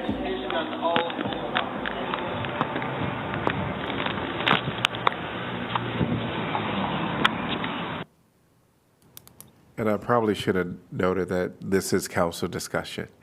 Yeah. I'm going to be completely honest. I don't know what Mighty Mint North is. And I still feel weird by the fact that we are operating in like a space that it's not a criminal court. It kind of feels like one, but the burden of proof is different. And I don't know, like people aren't required by law in this setting to tell the truth. So why are we basing our decision on people who, I don't know. It's just weirding me out. It's all I'm going to say. I kind of agree a little bit on that because I feel like now this is a business in our community and we are not really on a court. And maybe we can become a little flexible, on giving chance to a business in our town. And can we just do something without even like act on this, like defer it indefinitely? And just don't act on it, or based on what I saw, it seems like a business that profits off selling cigarettes to children. So I clearly saw that sale and am prepared to vote. Yeah, She's 19, not a child. Underage. Thank you for correcting that. But I'm not convinced that we should be giving second chances to people who are harming the public health. Yeah. Or sixth chances. I mean, we did for the creatine, we did not act on that, but still, I just feel like we can do something since the court has been dismissed. Maybe we can do something as a council for one more time. I'm going to go ahead and I mean, our job here, and it is part of our job to decide if we thought a violation occurred or not. The violation occurred, the person never asked for the ID. Adding insult to injury, this was the second time in less than a month with the exact same person. It wasn't the same exact, Yeah. It was the same staff, or I'm sorry, not same staff member, but the same yes. person, Different staff. different staff. But the thing is, when you get a permit, you agree to make sure your staff doesn't do this. So that is part of that's part of the business. And, the fact that not only was it so many in such a short period of time, you had 2 in a month. And and again, our job, and that is just part of our job in situations like this, kind of like how when we do planning and zoning, we are in a semi-adjudicative role. It feels very similar to me. That's part of the job. And the video, he never asked for the ID. It's pretty, it's not a question of somebody lying. We saw it. So I'm also comfortable to vote. I would just say, and if I am strongly out of this is the wrong comparison to make, somebody, staff, attorney, or the city manager jump in here. But we had before us about whether we should ban kratom, let alone regulate. We have regulations in place. This has been a violation of it 5 times. For an establishment whose sole business is to know what the regulations are in order to sell this. So I saw this, and they know what they need to do to be able to sell this product and what they can't do. And it wasn't one time, it wasn't twice.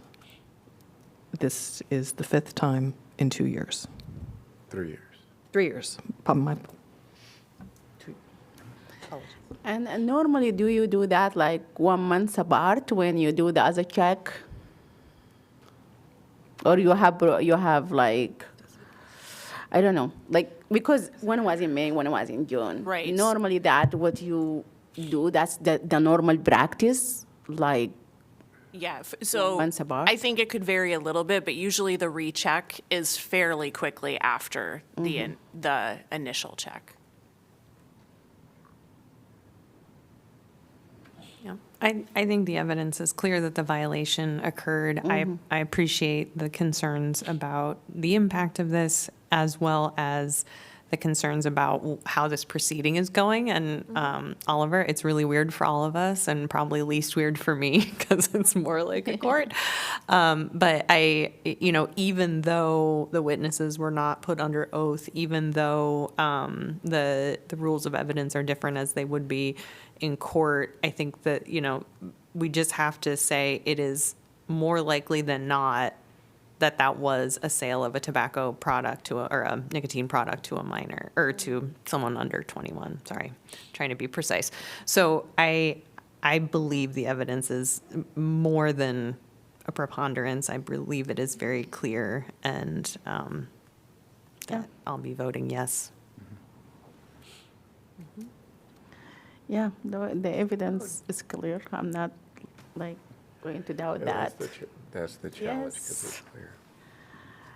Yeah, that's why when I request, I said just don't vote on it. But because if we vote, we have to say the evidence clear. It's clear, I agree it's clear. Any other discussion by council? Roll call, please. Wyline? No. Alter?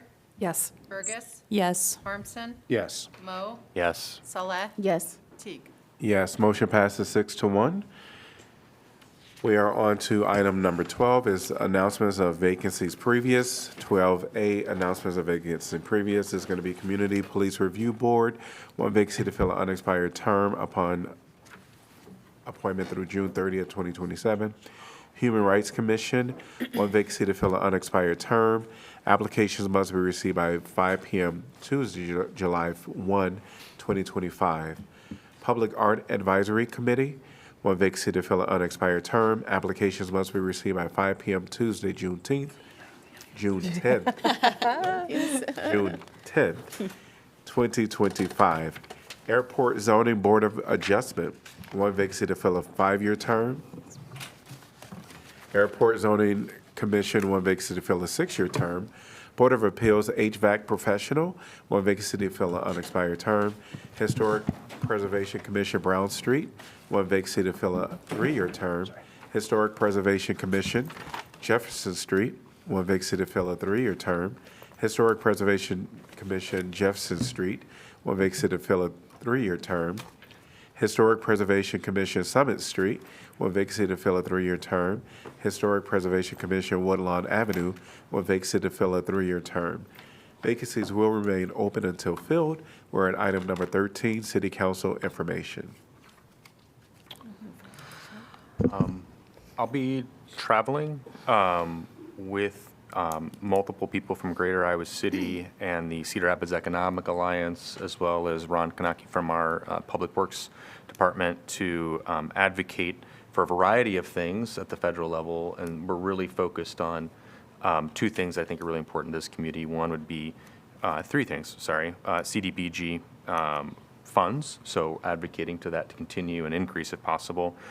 Talking about workforce and education, and specifically federal research funding, NIH and NASA and NSF funding, which is of course critical for all the people who are in the research and R&D realm in our community. And then finally, the Burlington Street Bridge project. It is a blossoming project. It's going to be big, going to be expensive, and we're going to need a lot of federal help to get it done.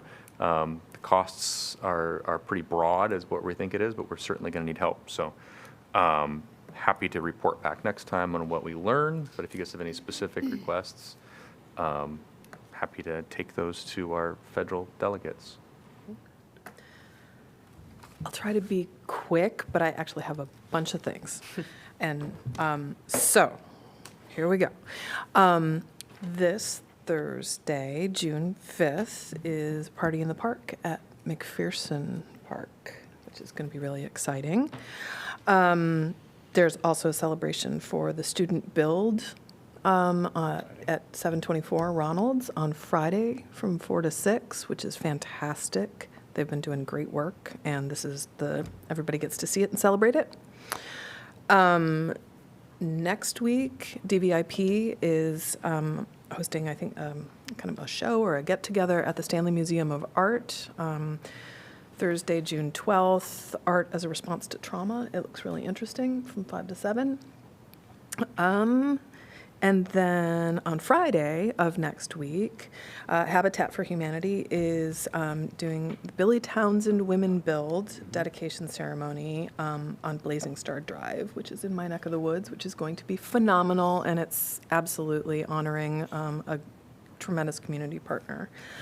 And then the last thing Well, personal news is that I announced my reelection kickoff last Thursday, May 29th. So there are some of us up for, well, seats are going to be up for reelection in the fall, and I'm running to defend this one. So that's it. I guess when I say like Friday the 6th is Eid holiday for the Muslim community, and I would like to wish all the Muslim in Johnson County happy Eid and Eid Mubarak. Yes, yes, yes. Very cool. I guess I'm currently in New York City right now. That's not why I'm here. So it's 10:30 here. So I'm probably a little bit sleepier. But I'm here for the conference on advancing the field of alternative response, and I'm meeting really, really good people who have so much knowledge and insight about crisis response. And so I'm excited to, finish the next 2 days of the conference and share everything with y'all. It's been fun.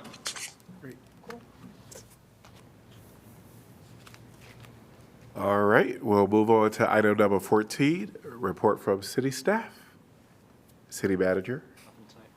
City attorney. Nothing for me, thank you. City clerk. No. Item number 15, adjournment. Can I get a motion, please? So moved. Second. All right, moved by Burgess, seconded by Salah. All in favor say aye. Aye. Any opposed? We are adjourned.